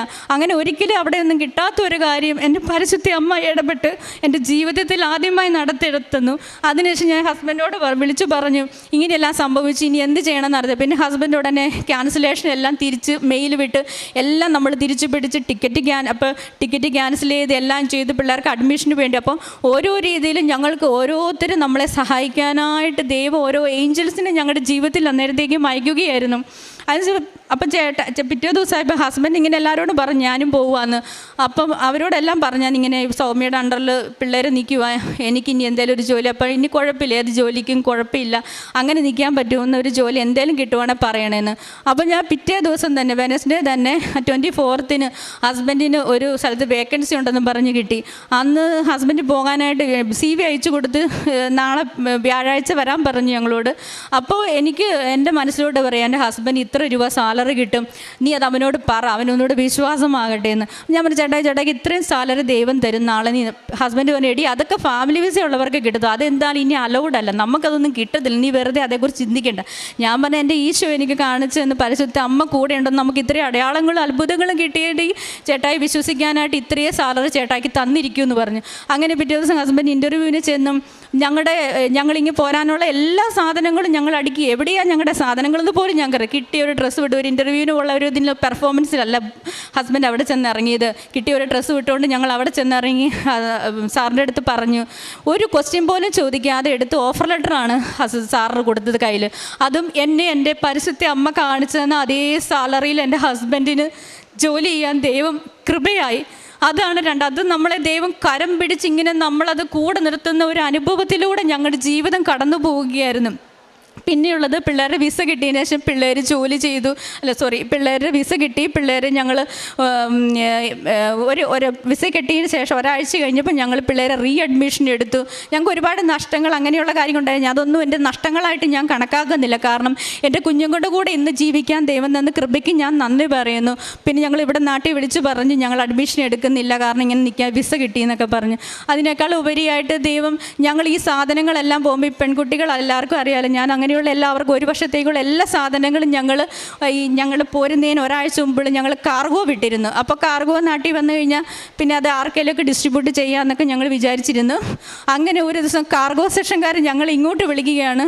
സം ടെക്നിക്കൽ ഇഷ്യൂ കാരണം എയർ ഇന്ത്യയുടെ നിങ്ങളുടെ കാർഗോ പോയിട്ടില്ല, ഇപ്പോഴും ഇവിടെയുണ്ട്, നിങ്ങൾക്ക് ഞങ്ങൾ എന്താ ചെയ്യേണ്ടത്, ഞങ്ങൾ റീഫണ്ട് തന്ന് നിങ്ങളുടെ സാധനം തരണോ അതോ നിങ്ങൾ വെയിറ്റ് ചെയ്യാൻ ആഫ്റ്റർ May 15 ശേഷം ഞങ്ങൾ വിട്ടുതരാം, നാട്ടിലെത്തിക്കാമെന്ന്. അപ്പോൾ ഞങ്ങൾ അതിശയപ്പെട്ടു. കാരണം നമ്മളിവിടുന്ന് പോയി എന്ന് പറഞ്ഞ സാധനം വരെ നമ്മുടെ വീട്ടിൽ പിറ്റേ ദിവസം കാർഗോ അവർ വിത്ത് നമ്മുടെ പേയ്മെൻറ്റിൽ നമ്മുടെ വീട്ടിൽ കൊണ്ട് തന്ന് അങ്ങനെ തരുന്ന ഒരു ദൈവം നമുക്കുണ്ടാവുകൊണ്ട് എല്ലാവരും വിശ്വസിക്കുക.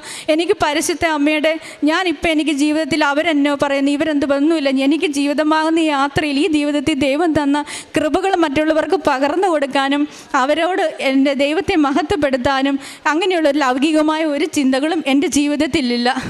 നിങ്ങൾക്കറിയാവുമോ, ഞാനിപ്പോൾ ഇവിടെ നിൽക്കുന്നത് എന്താണെന്ന് വെച്ചാൽ അപ്പോൾ എനിക്കിവിടെ വരാൻ പറ്റത്തില്ലാത്തതുകൊണ്ട് ഞാൻ ഉടമ്പടി ഞാൻ ഓൺലൈനിൽ പുതുക്കി.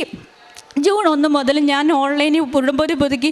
എൻ്റെ മക്കളും ഞങ്ങളെല്ലാവരും ഭയങ്കര വിശ്വാസത്തിൽ ഞങ്ങളുടെ കുടുംബത്തിൽ എത്രമാത്രം പ്രാർത്ഥിക്കാവോ അത്രമാത്രം വെളുപ്പിനെയൊക്കെ 3 മണിക്കൊക്കെ എഴുന്നേറ്റാണ് ഞാൻ പ്രാർത്ഥിച്ചുകൊണ്ടിരുന്നത്. ഓഫ് കിട്ടുമ്പോൾ അല്ലാത്ത ദിവസങ്ങൾ വെളുപ്പിനെയായിട്ട് എന്നെക്കൊണ്ട് കഴിയാവുന്ന രീതിയിലെല്ലാം ഞാൻ ഹെൽപ്പും എല്ലാവർക്കും ചെയ്തു കൊടുക്കും.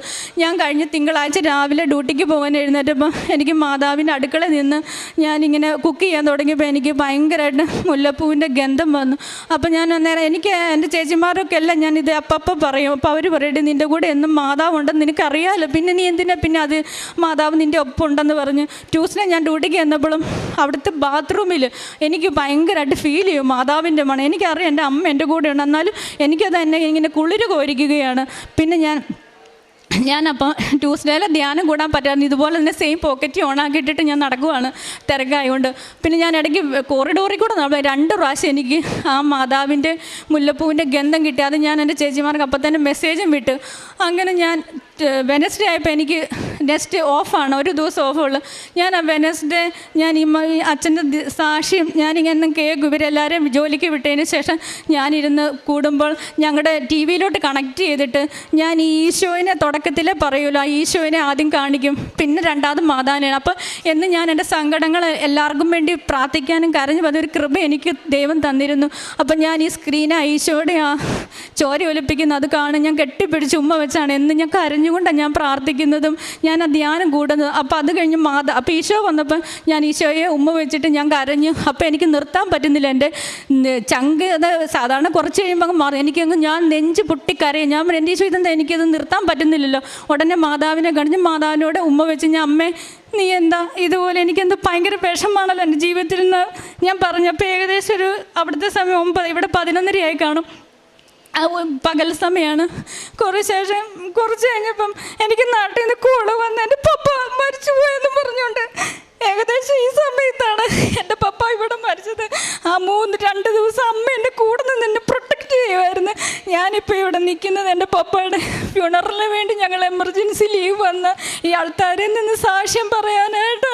ദൈവം എന്നെ ഇപ്പം എൻ്റെ പപ്പ മരിച്ചു പോയി, എന്നാലും എൻ്റെ പപ്പ എൻ്റെ കൂടെ എന്നെ ഇവിടെ എത്തിച്ചതാണെന്ന് എനിക്കറിയില്ല, എനിക്കൊന്നും പറയാൻ അറിയത്തില്ല. അങ്ങനെ ഞങ്ങൾ ഫ്യൂണറൽ സൺഡേ കഴിഞ്ഞ് എൻ്റെ കസിൻസ് എല്ലാം പല സ്ഥലത്തുനിന്ന് വന്നുകൊണ്ട് ഞാൻ എല്ലാവരുമായിട്ട് ഞാൻ ഈ കൃപാസനത്തിൽ വന്നു. കാരണം അവർക്കൊക്കെ കുറച്ച് വിശ്വാസം കുറവുള്ള ആൺകുട്ടികളൊക്കെ ഉണ്ടല്ലോ, കസിൻ ബ്രദേഴ്സ്, അവരെല്ലാവരും ഞാൻ ഇവിടെ വന്നപ്പോൾ മൺഡേ ഞങ്ങൾ ഇവിടെ വന്നപ്പോൾ ഇതിൻ്റെ അകത്ത് കാല് കുത്താനുള്ള സ്ഥലമില്ല. ഇവിടെ ഈ നമുക്കൊരു അവധി ആയതുകൊണ്ട് ഫുൾ ആളായിരുന്നു.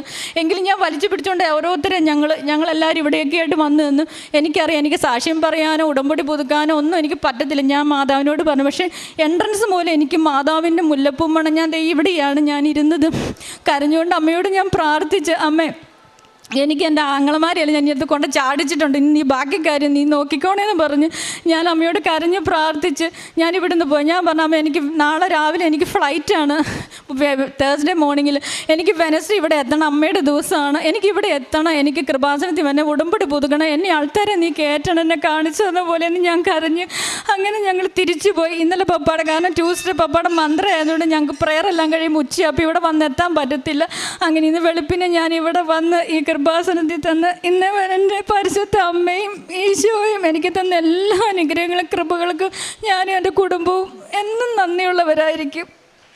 സങ്കീർത്തനം 27:5 തിരുവചനങ്ങൾ ഇപ്രകാരം അരുളി ചെയ്യുന്നു: ക്ലേശകാലത്ത് അവിടുന്ന് തൻ്റെ ആലയത്തിൽ എനിക്ക് അഭയം നൽകും, തൻ്റെ കൂടാരത്തിനുള്ളിൽ എന്നെ ഒളിപ്പിക്കും, എന്നെ ഉയർന്ന പാറമേൽ നിർത്തും. കർത്താവിൻ്റെ കരുതൽ നമ്മുടെ ജീവിതത്തിൻ്റെ തിക്താനുഭവങ്ങളിലൊക്കെ നമുക്ക് എങ്ങനെ അനുഗ്രഹപ്രദമാകുന്ന ഒരു അനുഭവമായിട്ട് പിന്നീട് മാറുന്നു. സൗമ്യ ജെയിംസ് ഇവിടെ സാക്ഷ്യം പറയുമ്പോൾ തങ്ങൾ ബഹ്റൈനിൽ തങ്ങളെങ്ങനെയൊക്കെയാണ് തങ്ങളുടെ എല്ലാം പാക്ക് ചെയ്തുമൊക്കെ ആ മക്കൾ ഇവിടെ വരാനായിട്ട് ഇനി അധികം ദിവസങ്ങളില്ല, എല്ലാം ക്യാൻസലേഷൻ ചെയ്യേണ്ടതൊക്കെ ക്യാൻസൽ ചെയ്ത് അങ്ങനെ ആ സാക്ഷ്യം നാം കേട്ടുകൊണ്ടിരിക്കുകയാണ്. അപ്പോൾ എങ്ങനെയാണ് പിന്നീട് അതെല്ലാം ഒരു ദിവസം കൊണ്ട് തന്നെ, അതായത് തലേ ദിവസം എന്ന് പറയുന്ന ആ ഒരു ക്ഷണത്തിൽ തന്നെ അതെല്ലാം മാറി മറിയുന്നു. തങ്ങൾക്ക് അവിടെ കണ്ടിന്യൂ ചെയ്യാനുള്ള സാഹചര്യങ്ങൾ എങ്ങനെ ലഭിച്ചു, തൻ്റെ ഹസ്ബൻഡിൻ്റെ ജോലി, പിന്നീട് തനിക്ക് ഇവിടെ വരുവാനും തൻ്റെ പപ്പയുടെ നിര്യാണത്തോടനുബന്ധിച്ച് അതിനുമൊക്കെ അമ്മ മാതാവ് എങ്ങനെ തന്നെ ഒരുക്കി, തനിക്കതെല്ലാം മുൻകൂട്ടി തന്നെ ഒരുക്കുകയായിരുന്നു. അതൊക്കെയാണ് ഈ മകൾ പറഞ്ഞത്. അതുപോലെ തൻ്റെ ഒരു സൈക്കിൾ പോലും ചവിട്ടാൻ അറിയില്ലാത്ത ഈ മകൾ എങ്ങനെയാണ് തൻ്റെ ഡ്രൈവിംഗ് ലൈസൻസൊക്കെ എടുക്കുന്നത്, ആ ടെസ്റ്റൊക്കെ എങ്ങനെ പാസ്സാകുന്നു, എല്ലാറ്റിനും പരിശുദ്ധ അമ്മയുടെ നേർച്ച വസ്തുക്കൾ, ഉടമ്പടി കാശ് രൂപം, ഇതൊക്കെ എങ്ങനെയാണ് ഒരു കുടുംബത്തെ ഒന്നാകെ സംരക്ഷിക്കുന്നത്. അതുപോലെ അമ്മയുടെ സാമീപ്യം ഉണ്ടാകുക, സുഗന്ധാഭിഷേകം, അങ്ങനെ ജീവിതത്തിൽ നമുക്ക് പറഞ്ഞാൽ തീരാത്ത കൃതജ്ഞതയുടെ കുറേയേറെ അനുഭവങ്ങളുമായിട്ടാണ് ഓരോ കുടുംബവും ഇവിടെ വരിക. അതുകൊണ്ടാണ് ഉയർന്ന പാറമേൽ നമ്മെ നിർത്തുമെന്ന് തിരുവചനം പറയുക. നാം ഒരിക്കലും ചിന്തിക്കാത്ത മേഖലകളിലേക്കാണ് ഉടമ്പടി നമ്മെ കൊണ്ടുപോവുക. നമുക്ക് ഈ കുടുംബത്തെ സമർപ്പിച്ച് ഇവർക്ക് ലഭിച്ച എല്ലാ കൃപകൾക്കും കരങ്ങളടിച്ച് ഈശോയ്ക്കും അമ്മയ്ക്കും നന്ദി പറയാം. യേശുവേ നന്ദി. എൻ്റെ പേര് അനു ജേക്കബ് എന്നാണ്. ഞാനൊരു നഴ്സായിട്ട് വർക്ക് ചെയ്യുകയാണ്. ആലപ്പുഴയിൽ തന്നെ ഒരു ഹോസ്പിറ്റലാണ് വർക്ക് ചെയ്യുന്നത്. ഞാനിവിടെ ആദ്യമായിട്ട് ഉടമ്പടി എടുക്കുന്നത് 3/2/2023 അത് തന്നെ മാതാവായിട്ട് എന്നെ വിളിച്ചാന്ന് പറയാം. ഈ പറഞ്ഞ പോലെ ഞാൻ കൃപാസനം എന്ന് കേൾക്കുന്നത് ഞാൻ ഈ ഹോസ്പിറ്റലിൽ വർക്ക് ചെയ്തുകൊണ്ടിരുന്നപ്പോൾ ഒരു 3 വർഷമൊക്കെ ആയുള്ളൂ. പുളുങ്കുന്നിലാണ് എൻ്റെ വീട്, കുട്ടനാട്ടുകാരിയാണ്. പക്ഷേ ഞാൻ കൃപാസനം എന്ന് ഞാൻ കേട്ടിട്ടുണ്ടായിരുന്നില്ല. ഒരു സ്റ്റാഫ് എൻ്റെ അടുക്കെ പറഞ്ഞു, ഞാൻ കൃപാസനം എന്നുള്ള സ്ഥലത്ത് പോവുകയാണ്, നീ എൻ്റെ കൂടെ ഒന്ന് വരുമോ എന്ന് ചോദിച്ചു. അപ്പം ഞാൻ പറഞ്ഞു, അപ്പം എനിക്ക് ഈ സ്ഥലം എന്താണെന്ന് മനസ്സിലായില്ല. അപ്പം പറഞ്ഞു, മാതാവിൻ്റെ ഒരു പള്ളിയാണ്, ഒത്തിരി അത്ഭുതങ്ങൾ നടക്കുന്ന സ്ഥലമാണ് എന്നൊക്കെ പറഞ്ഞു. അപ്പം ഞാൻ പറഞ്ഞു, നീ വരുന്നോ എന്ന് ചോദിച്ചു. അപ്പോൾ ഞാൻ പറഞ്ഞു, എൻ്റെ പള്ളിയും മാതാവാണുള്ളത്. അപ്പം എൻ്റെ മാതാവിന് നല്ല ശക്തിയുള്ള മാതാവാണ്, അവിടുത്തെ മാതാവിന് മാത്രം ശക്തിയുള്ളതെന്ന് എനിക്ക് തോന്നുന്നില്ല. കുഴപ്പമില്ല, ഞാൻ പ്രാർത്ഥിച്ചോളാം ചേച്ചി എന്ന് പറഞ്ഞു. അപ്പോൾ ഞാൻ പോയില്ല. പക്ഷേ മാതാവെന്ന് വെച്ചാൽ എനിക്ക് ജീവനാണ്, വിശ്വാസമാണ്, മാതാവാണെല്ലാം. പക്ഷെ ഞാൻ അന്ന് അങ്ങനെ പറഞ്ഞു. അതിനുശേഷം ചില സാഹചര്യങ്ങളിൽ, ജീവിതത്തിൻ്റെ ചില സാഹചര്യങ്ങളിൽ എനിക്കെന്തോ പിന്നെ എൻ്റെ മനസ്സിൽ കൃപാസനം എന്നുള്ളൊരു ഓർമ്മ വന്നു. അപ്പോൾ തന്നെ ഞാൻ വിചാരിച്ചു, അയ്യോ ഞാൻ ആ ചേച്ചിയോട് അന്ന് അങ്ങനെ പറഞ്ഞല്ലോ, ഞാൻ അവിടെ പോയില്ലല്ലോ എന്നുള്ള എനിക്കൊരു ഓർമ്മ വന്നു. അപ്പോഴും ഞാനായിട്ട് ഇനീഷ്യേറ്റ് എടുത്ത് പോകണം എന്നൊരു ഇതുണ്ടായിരുന്നില്ല. ആ സമയത്താണ് ഞാൻ ഹോസ്റ്റലിൽ താമസിക്കുന്നത്. അപ്പോൾ എൻ്റെ റൂംമേറ്റായിട്ടിരുന്നൊരു ചേച്ചി ഇതുപോണക്ക് ഞാൻ കൃപാസനത്തിൽ പോകണം, എനിക്ക് കൂട്ടില്ലാനോ, ഒന്ന് വരുമോ എന്ന് ചോദിച്ചു. അപ്പം ഞാൻ പറഞ്ഞു, ആ ചേച്ചി വരാമെന്ന് പറഞ്ഞു. അപ്പം അങ്ങനെ ഞാനപ്പം ആ ബസ്സിൽ നിന്നപ്പോൾ ഞാൻ ആലോചിക്കുകയും ചെയ്തു, ഓ എൻ്റെ ദൈവമേ, ഞാനിത് പോണക്ക് വരണമെന്ന് ആലോചിച്ചതേ ഉള്ളല്ലോ, അപ്പോഴത്തേക്കിനും എന്നെ കൊണ്ടുപോകാൻ വരെ ആളുണ്ടല്ലോ എന്ന് വിചാരിച്ചു. മാതാവായിട്ട് തന്നെ എന്നെ കൊണ്ടുവരുന്ന ആയിരിക്കും എന്ന് ഞാൻ കരുതി. അതുപോണക്ക് തന്നെ അന്ന് ഞാൻ വന്നു, 1-2 പ്രാവശ്യം ചേച്ചിയുടെ കൂടെ വന്നു. അപ്പോഴെനിക്ക് ഉടമ്പടി എന്നാണെന്ന് അറിയില്ല, ഉടമ്പടി എടുക്കണമെന്ന് എനിക്ക് പ്രത്യേകിച്ച് തോന്നിയൊന്നുമില്ല. അതിനുശേഷം ഞാൻ ആ ചേച്ചിയുടെ കൂടെ 2-3 പ്രാവശ്യം വന്നു. പക്ഷെ വരുംതോറും എനിക്ക് എന്തോ ഒരു നല്ല ഒരു ഇത്, എനിക്കറിയത്തില്ല എന്താണെന്ന് പറയാനായിട്ട്, നല്ലൊരു മാതാവിനോടൊരു ഭയങ്കര ഭക്തിയും, ഇവിടെ വരുമ്പോൾ ഒരു പ്രത്യേക ഒരു ഇത്, എനിക്ക് വരാൻ ആ ചേച്ചി വിളിക്കുമ്പോഴത്തേനും ഓക്കെ ഞാൻ റെഡിയാണ്, ആ ചേച്ചി പറയുമ്പോഴത്തേക്കിനും ലീവ് അല്ലെങ്കിൽ ഞാൻ ലീവ് എടുക്കും, ഓൾറെഡി പറഞ്ഞ് ഞാൻ ചേച്ചിയോട് പറയും, ചേച്ചി ഓൾറെഡി പറയണേ ഞാൻ ലീവ് ചോദിച്ച് വെക്കാം എന്നും പറഞ്ഞ് അങ്ങനെ ആ ചേച്ചിയുടെ ഒരു 3-4 പ്രാവശ്യം ഞാൻ വന്നു. ആ ചേച്ചി UK പോകാൻ ഇങ്ങനെ ഒത്തിരി സ്ട്രഗിൾ ചെയ്യുന്ന ഒരു സമയമായിരുന്നു. OET 3-4 പ്രാവശ്യം എഴുതിയിട്ടാണ് ആ ചേച്ചിയുടെ ഹോസ്പിറ്റലിൽ വന്ന് ജോയിൻ ചെയ്യുന്നത് തന്നെ, ഗ്യാപ്പ് ആകാതിരിക്കാൻ വേണ്ടിയിട്ട്. അപ്പോൾ ആ ചേച്ചി ഒരു ദിവസം എൻ്റെ അടുക്ക കരഞ്ഞിരുന്ന് പറഞ്ഞു, അനു ഞാൻ ഒത്തിരി പ്രാർത്ഥിച്ചതാണ്, പക്ഷേ ഇതുവരെ എനിക്കൊരു ഇതുണ്ടായിട്ടില്ല. ഞാൻ ചുമ്മാ പോയൊരു എക്സാം എഴുതി, ഉടമ്പടി എടുത്തതിന് ശേഷം ചുമ്മാ പോയൊരു എക്സാം എഴുതി, അതിൻ്റെ റിസൾട്ട് വന്നിട്ടില്ല എന്ന് പറഞ്ഞു. അതിനുശേഷം ഈ പറഞ്ഞോണക്ക് ആ ചേച്ചിയുടെ റിസൾട്ട് വന്നപ്പോൾ ആ ചേച്ചി ഇതുപോണക്ക് പാസ്സായിരുന്നു. പിന്നെ അതിനുശേഷം ആ ചേച്ചി അങ്ങനെ പോയി ഹോസ്റ്റലിൽ നിന്നൊക്കെ. അതിനുശേഷവും ഞാൻ ഉടമ്പടി എടുക്കണം എന്ന് എനിക്ക് ഇത് തോന്നില്ലെന്നല്ല എനിക്ക് മനസ്സിലോട്ട് അത് വരുന്നില്ല. പക്ഷേ ഇവിടെ നിന്ന് പറഞ്ഞാൽ ഭയങ്കര വിശ്വാസം. ഞാൻ ചുമ്മാ ഡ്യൂട്ടി കഴിഞ്ഞിട്ടാണെങ്കിലും ഉച്ച കഴിഞ്ഞിട്ടൊക്കെ വരും. എനിക്കിവിടെ നേരിട്ട് ഇങ്ങനെ സാക്ഷ്യം പറയുന്നത് കേൾക്കാൻ ഭയങ്കര ഇഷ്ടമാണ്. യൂട്യൂബിലും ചേച്ചി പറഞ്ഞു തന്നിട്ട് അത് ചെയ്യും. ചേച്ചിയുടെ കയ്യിൽ നിന്ന് ഞാൻ ആ പ്രാർത്ഥന, ഉടമ്പടിയിലല്ലായിരുന്നെങ്കിൽ പോലും ചേച്ചിയുടെ കയ്യിൽ നിന്ന് ആ പ്രാർത്ഥന ഭയങ്കര ശക്തിയുള്ളതാണെന്ന് പറഞ്ഞിട്ട് രാവിലത്തെയും വൈകിട്ടത്തെയും പ്രാർത്ഥന ഞാൻ എഴുതിയെടുത്തിട്ട് അത് ചെല്ലുമായിരുന്നു. അങ്ങനെയൊക്കെ ചെയ്യുമായിരുന്നു. എന്തെങ്കിലും പ്രത്യേകിച്ച് ജോലിയിൽ ബുദ്ധിമുട്ട് അല്ലാത്ത ബുദ്ധിമുട്ടൊക്കെ വരുമ്പോഴത്തേക്കിനും ഞാൻ റൂമിൽ അത് രാവിലെയും വൈകിട്ടുമൊക്കെ ഇരുന്ന് ചെല്ലുമായിരുന്നു. കൃത്യതയൊന്നുമില്ലെന്ന്, പക്ഷേ എനിക്ക് മനസ്സിന് എന്തെങ്കിലും സങ്കടം വരുമ്പോൾ ഞാൻ ചെല്ലുമായിരുന്നു. അതിനുശേഷം വേറെ ഒരു ചേച്ചി തന്നെ, അവിടുത്തെ തന്നെ സ്റ്റാഫായിട്ടുള്ളൊരു ചേച്ചി തന്നെ എന്നെ ഒരു ദിവസം ഉടമ്പടി എടുക്കാൻ ഞാൻ പോവുകയാണ്, അനു വരുന്നോ എന്ന് ചോദിച്ചു. അനു എടുക്ക്, നല്ലതാണ്, ഒത്തിരി ഇതുള്ള. ആ ചേച്ചി അപ്പോൾ പുതുക്കാനായിട്ടാണ് പോകുന്നത്. ഞാനും പോവുകയാണ്. ആ ചേച്ചി ഈ പറഞ്ഞ പുറത്തേക്ക് ആദ്യമായിട്ട് നോക്കിയതാണ്, പക്ഷേ ആ ചേച്ചിക്ക് ഒന്നും ശരിയാവുന്നുണ്ടായിരുന്നില്ല. അപ്പോൾ അതുകൊണ്ടാണ് ഇങ്ങനെ വരുന്നത്. അപ്പോൾ ഈ പറഞ്ഞോണക്ക് ഞാൻ ഓക്കെ ചേച്ചി ഞാനും വരാം എന്ന് പറഞ്ഞിട്ട്, ഞാൻ സത്യം പറഞ്ഞാൽ ഒരുങ്ങിയൊന്നും അല്ല വന്നത്. പക്ഷേ ഇവിടെ വന്നതിന് ശേഷം എനിക്ക് ശരിക്കും എടുക്കണം എന്നുള്ളൊരു ഇത് തോന്നി. ഞാനും ആ ചേച്ചി എടുത്തു. ആ ചേച്ചിയുടെ വിശ്വാസം കണ്ടപ്പോൾ എനിക്കും ഭയങ്കരമായിട്ട് വിശ്വാസമായി. ഓൾറെഡി മാതാവിൽ വിശ്വാസമുണ്ട്, പക്ഷേ ഉടമ്പടി എന്താണെന്നോ അതിനെക്കുറിച്ചൊരു ഐഡിയ ശരിക്കും ഉണ്ടായിരുന്നില്ല. അന്ന് ഉടമ്പടി എടുത്തിട്ട് പോയി നല്ല രീതിയിൽ തന്നെ ചെയ്യണമെന്ന് വിചാരിച്ചു. പക്ഷേ എൻ്റെ യാത്രയുടെയും ജോലിയുടെയും ബുദ്ധിമുട്ട് കാരണം കുറച്ചൊക്കെ ഉഴപ്പിപ്പോയി. എന്നാൽ പോലും ഞാൻ എന്നിട്ട് ആ ഉടമ്പടി വെച്ച നിയോഗങ്ങൾ പോലും മറന്നുപോയെന്ന് തന്നെ പറയാം. പക്ഷേ മാതാവ് ശരിക്കും മറന്നിട്ടില്ലായിരുന്നു തോന്നുന്നു. ഞാൻ അതിനകത്ത് ആദ്യം വെച്ചൊരു കാര്യം, എൻ്റെ സൗദിയിൽ ഞാനൊരു നേഴ്സാണ്, അതുവരെ ഞാൻ പുറത്തേക്ക് പോകണമെന്നൊന്നും വിചാരിച്ചിട്ടില്ല. ഞാൻ 2011 പാസ് ഔട്ട് ആയ ഒരാളാണ്. അപ്പം ഇവിടെ വന്നതിന് ശേഷമാണ് ഞാൻ പോകണം എന്ന് വിചാരിക്കുന്നത്. പക്ഷെ പോകാൻ വിചാരിച്ച് ഇതിനിറങ്ങി പുറപ്പെട്ടപ്പോൾ തടസ്സങ്ങളായിരുന്നു. എനിക്ക് ഒന്നാമത്തെ കാര്യം, നഴ്സിംഗ് പഠിച്ചവർക്കറിയാം, എക്സാമുണ്ട്, എല്ലാ രാജ്യത്തേക്ക് പോകാനും എക്സാമുണ്ട്. ഞാൻ സൗദിയാണ് പോകുന്നത്, സൗദി പ്രോമെട്രിക് എക്സാമുണ്ട്.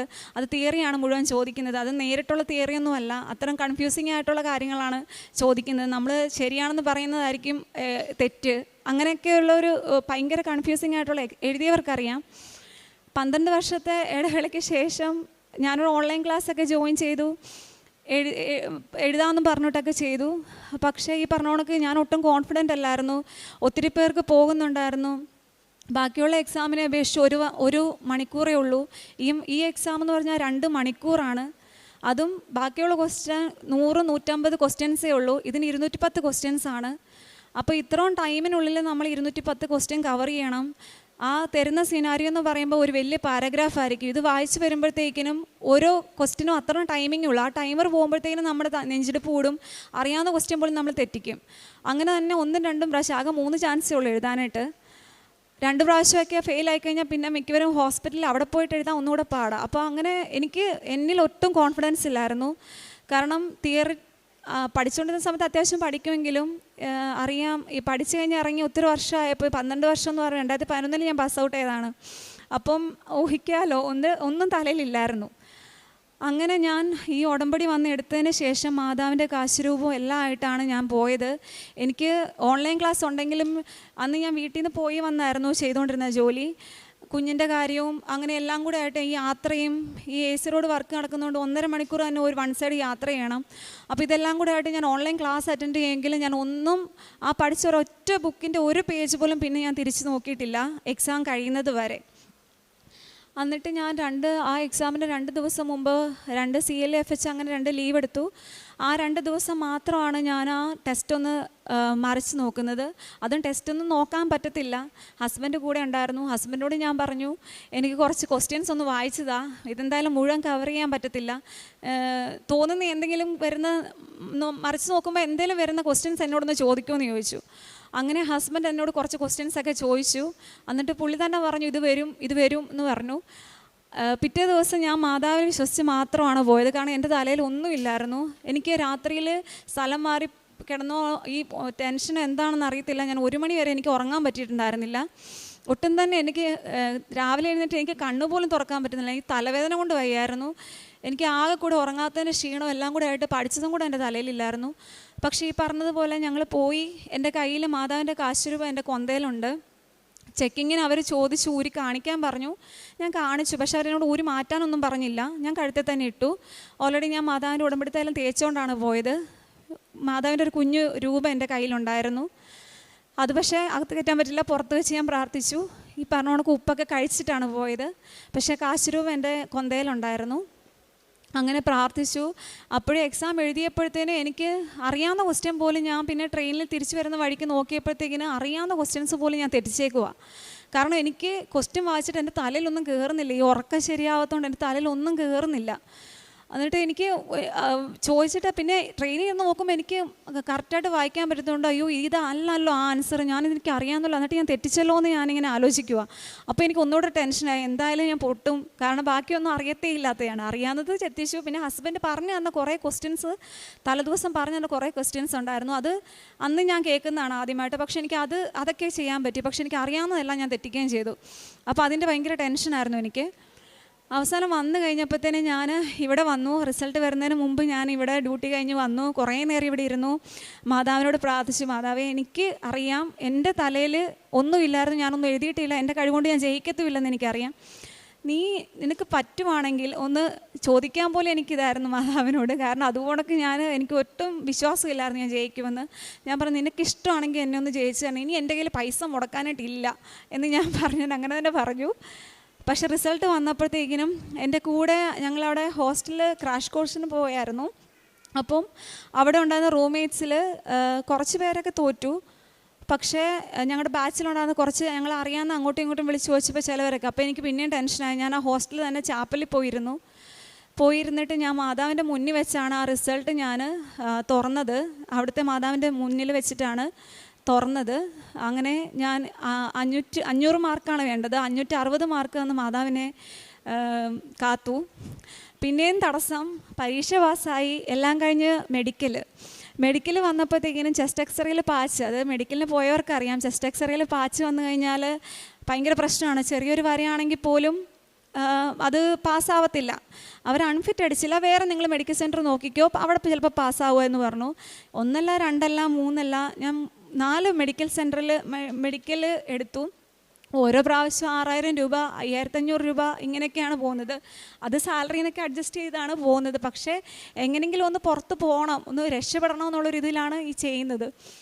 അങ്ങനെ അവസാനം 4ാമത്തെ മെഡിക്കൽ എടുത്തിട്ട് ഞാൻ മടുത്തു. ഞാൻ എന്നിട്ട് മനസ്സുകൊണ്ട് വിചാരിച്ചു ഇനി ഞാൻ പോകുന്നില്ല എന്ന് വിചാരിച്ചു. അപ്പോഴും ഞാൻ ഉടമ്പടിയിൽ അതിനുശേഷം ഉടമ്പടി പുതുക്കി. എന്നിട്ട് മാതാവിനോട് പറഞ്ഞു, മാതാവേ നിനക്ക് ആഗ്രഹം ഉണ്ടെങ്കിൽ, നിനക്ക് എൻ്റെ സിറ്റുവേഷനൊക്കെ അറിയാം, എൻ്റെ കാര്യങ്ങൾ മുഴുവൻ അറിയാം, നിനക്ക് പറ്റുവാണെങ്കിൽ, നിനക്ക് മനസ്സുണ്ടെങ്കിൽ എനിക്ക് ശരിയാക്കി താ എന്ന് ഞാൻ അങ്ങനെ പറഞ്ഞു. ആ ഉടമ്പടിയിൽ ഞാൻ ജോലിയുടെ കാര്യം മെയിനായിട്ട് പ്രാർത്ഥിച്ചതേ ഇല്ല. മാതാവിന് ഇഷ്ടമുണ്ടെങ്കിൽ, ഞാൻ മറന്നുപോയെന്ന് തന്നെ പറയാം. ആ സമയത്താണ് ഞങ്ങളുടെ അവിടെ ഒരു പുതിയൊരു കൊച്ച്, ന്യൂ ജോയിൻ ചെയ്യുന്ന ഒരു കൊച്ച് വന്നത്. അപ്പം എൻ്റെ ഒരു കൂട്ടുകാരിക്ക് ഞാൻ വഴി റെക്കമെൻഡ് ചെയ്ത് അവിടെ ഇൻ്റർവ്യൂവിന് അവൾ വന്നിട്ടുണ്ടായിരുന്നു. അവൾക്കൊക്കെ എൻ്റെ മെഡിക്കലിൻ്റെ പ്രശ്നം ഉണ്ടായി. കാരണം ഞാനിത് തുടങ്ങിയിട്ട് 1.5 വർഷം മുന്നേ ആയി ഈ പ്രോസസ്സിങ് തുടങ്ങിയിട്ട്. അപ്പോൾ അവൾ എൻ്റെ അടുത്ത് ചോദിച്ചു, അനു ഇതുവരെ മെഡിക്കൽ ഓക്കെ ആയില്ലെന്ന് ചോദിച്ചാൽ. അത് ഈ കൊച്ച് കേട്ടോണ്ടിരിക്കുകയാണ്. അപ്പോൾ ആ കൊച്ച് പറഞ്ഞു, ചേച്ചി ഞാനൊരു നമ്പർ തരാം, ആ നമ്പറിലേക്കൊന്ന് ചേച്ചി കോൺടാക്റ്റ് ചെയ്യുക, എന്നിട്ട് അവർ പറയുന്നിടത്ത് പോയി ഒന്ന് എടുക്കാവോ എന്ന് ചോദിച്ചു. ഞാൻ പറഞ്ഞാൽ ശരി നോക്കാമെന്ന് പറഞ്ഞു. ഞാൻ ആ നമ്പർ എടുത്തു. എന്നിട്ട് ഞാൻ വൈകിട്ട് പ്രാർത്ഥന ചൊല്ലിയപ്പോഴത്തേക്കിന് എൻ്റെ മനസ്സിരുന്ന് ഞാൻ മറന്നുപോയായിരുന്നു. അപ്പോഴത്തേന് മനസ്സിൽ ആ ഒരു നമ്പർ ഉണ്ടല്ലോ, ഒന്ന് കോൺടാക്റ്റ് ചെയ്താൽ എന്താണെന്ന് ഞാൻ പ്രാർത്ഥന ചൊല്ലി കഴിഞ്ഞപ്പോഴത്തേക്കിനും ഇങ്ങനെ മനസ്സിരുന്ന് ആരോ അത് വിളിക്കുകയെന്നിങ്ങനെ തോന്നിക്കുകയാണ്. അങ്ങനെ ഞാൻ വിളിച്ചു. എൻ്റെ ആണെങ്കിൽ ഞാൻ ഈ പ്രോസസ്സിങ് സ്റ്റാർട്ട് ചെയ്ത ഒരു ഡൽഹി ഏജൻറ്റിൻ്റെ അടുത്തലാണ്. അപ്പം ഒരു വട്ടം പ്രോസസ്സിങ് ചെയ്തവർക്കറിയാം, നമ്മൾ ഒരു ഏജൻറ്റിൻ്റെ അണ്ടറിലാണെന്നുണ്ടെങ്കിൽ ഒരിക്കലും മെഡിക്കൽ തന്നെയായിട്ട് വേറൊരു ഏജൻറ്റ് നമുക്ക് ചെയ്തു തരത്തില്ല. പക്ഷേ ഈ കൊച്ച് തന്നതിൻ്റെ പേരിൽ ഞാൻ അയാളെ കോൺടാക്റ്റ് ചെയ്തു. അപ്പം ഞാൻ വിചാരിച്ചു അവരുടെ കയ്യിൽ നിന്ന് സർട്ടിഫിക്കറ്റ് വാങ്ങിച്ച് ഇവരുടെ അണ്ടറിൽ ചെയ്താൽ ഇവർ ചെയ്തു തരത്തുള്ളായിരിക്കും എന്നാണ് വിചാരിച്ചത്. പക്ഷേ എൻ്റെ അടുക്ക് ഒരു ഡിമാൻഡും പറഞ്ഞില്ല. എൻ്റെ അടുക്ക് പറഞ്ഞു, ഞാൻ ഒരു നമ്പർ തരാം, അവരെ കോൺടാക്റ്റ് ചെയ്യുക, അവർ പറയുന്ന ദിവസം അപ്പോയിൻമെൻ്റ് എടുത്ത് തരും, എന്നിട്ട് പോയി ചെയ്യാൻ പറഞ്ഞു. അങ്ങനെ 4 പ്രാവശ്യം ഞാൻ നോക്കിയിട്ട് ചെയ്യാത്ത കാര്യം ആ സമയത്ത് ഇതുപോണക്ക് ഉടമ്പടിയിൽ അതിതീഷ്ണമായിട്ട് ഞാൻ മാതാവിന് വിട്ടുകൊടുത്ത് പ്രാർത്ഥിച്ചപ്പോൾ അത്ര നാളെ എനിക്ക് ജോലി ശരിയാണ് ഞാൻ 3 പ്രാവശ്യം ഇപ്പോൾ ഉടമ്പടി പുതുക്കി. ആദ്യമേ ഉടമ്പടി എടുത്തപ്പോഴും ആദ്യത്തെ പുതുക്കലിനും രണ്ടാമത്തെ പുതുക്കലിനും എല്ലാം ഞാൻ ആദ്യം വെച്ചുകൊണ്ടിരുന്നത് എൻ്റെ ജോലിയുടെ കാര്യമായിരുന്നു ആദ്യം വെച്ചുകൊണ്ടിരുന്നത്. അത് ഈ ലാസ്റ്റ് പുതുക്കൽ ഞാൻ ഏറ്റവും ലാസ്റ്റാണ് വെച്ചിരുന്നത്. നിനക്ക് ഇഷ്ടമുണ്ടെങ്കിൽ എൻ്റെ ജോലി നീ ശരിയാക്കി തരണേ മാതാവേന്ന്. അങ്ങനെ അത് ഞാൻ പോയി ശരിയായി, എല്ലാം കഴിഞ്ഞു. അത് റെഡിയായെന്ന് പറഞ്ഞ് ഏജൻറ്റിനോട് പറഞ്ഞപ്പോഴത്തേക്കിനാണ് ഏജൻറ്റ് പറയുന്നു, അയ്യോ അനു, ആ വിസ ക്യാൻസലായി പോയല്ലോ എന്ന്. മെഡിക്കൽ എടുത്തവർക്കറിയാം, നമ്മൾ മെഡിക്കലിൻ്റെ വാലിഡിറ്റി ഇത്ര ദിവസമേ ഉള്ളൂ. അപ്പോഴത്തേന് അതിനുള്ളിൽ നമ്മൾ കയറിപ്പോയില്ല, വിസ അതിനുള്ളിൽ കിട്ടിയില്ല എന്നുണ്ടെങ്കിൽ ഈ മെഡിക്കലും ഇതാകും. അപ്പോൾ ഓൾറെഡി ഞാൻ ഇത്രയും കഷ്ടപ്പെട്ടിട്ട് മെഡിക്കൽ എടുത്ത് കിട്ടിയിട്ട് ഇനി അത് ക്യാൻസലായിപ്പോയി കഴിഞ്ഞാൽ പിന്നെ ഞാൻ ഒരിക്കലും അതിലേക്ക് തിരിച്ചു പോകത്തുമില്ല. ഞാൻ അതുപോലൊക്കെ സ്ട്രഗിൾ ചെയ്തതാണ്. അപ്പോൾ അതുകൊണ്ട് ഞാൻ ഓരോരുത്തരും ചോദ്യം കേട്ട് ഞാൻ മടുത്തു. കാരണം ഞാൻ സൗദി പ്രോസസ്സിങ്ങിലാണെന്നറിഞ്ഞ് എക്സാം പാസ് ചെയ്തിട്ട് ഞാനിപ്പം 1 വർഷം കഴിഞ്ഞു. സെപ്റ്റംബറിലാണ് എൻ്റെ റിസൾട്ട് വന്നത്. 1 വർഷം കഴിഞ്ഞു. അപ്പം ഹോസ്പിറ്റലിലാണേലും അയൽക്കാരാണേലും ഇങ്ങനെ ചോദിച്ച് ഒന്നും ആയില്ല ഇതുവരെ ഒന്നും ആയില്ലേ എന്ന് ചോദിച്ചുകൊണ്ട് ഇങ്ങനെ ഇരിക്കുമ്പോൾ നമുക്ക് ഭയങ്കര ഒരു ബുദ്ധിമുട്ടായിരുന്നു. അത് ശരിക്കും ഭയങ്കര ഒരു ബുദ്ധിമുട്ടാണ്. അത് അങ്ങനെ കടന്നു പോയവർക്ക് മനസ്സിലാവും. അങ്ങനെ അവസാനം വിസ ക്യാൻസലായെന്ന് പറഞ്ഞപ്പോൾ എനിക്ക് ശരിക്കും അവരോട് എന്നാ പറയേണ്ടതെന്ന് എനിക്കറിയത്തില്ല. ഞാൻ പറഞ്ഞു, മാഡം എങ്ങനെയെങ്കിലും ഒന്ന് മാഡത്തിന് അറിയാമല്ലോ എൻ്റെ അവസ്ഥ, എങ്ങനെയെങ്കിലും എനിക്കൊരു ഇൻ്റർവ്യൂ അറേഞ്ച് ചെയ്ത് തരാൻ പറഞ്ഞു. നോക്കാനോ എന്ന് പറഞ്ഞു. അങ്ങനെ ഈ പറഞ്ഞോണെങ്കിൽ ഞാൻ ഒരു ദിവസം ഡ്യൂട്ടി കഴിഞ്ഞിട്ട് കിടന്ന് ഞാൻ ഉറങ്ങിയതാണ്. ഉറങ്ങിയ സമയത്ത് എൻ്റെ റൂംമേറ്റ് ആണെന്ന് ആ കൊച്ച് എന്തോ ഒരു ഫോൺ വന്നാണ്. ഞാൻ ഉറങ്ങിയതായിരുന്നു. പക്ഷേ ഞാൻ വിചാരിക്കുന്നു മാതാവിൻ്റെ ഇടപെടലാന്ന്. കാരണം ഉറങ്ങിക്കഴിഞ്ഞാൽ ഒറ്റ ഉറക്കമാണ്. തൈറോയിഡൊക്കെ ഉള്ളതുകൊണ്ട് കിടന്ന് കഴിഞ്ഞപ്പോൾ ഒറ്റ ഉറക്കമാണ്, ഞാൻ അറിയാറില്ല. അപ്പോഴാണ് ആ കൊച്ചിനൊരു ഫോൺ വന്നത്. അത് ഭയങ്കര സൗണ്ടായിരുന്നു.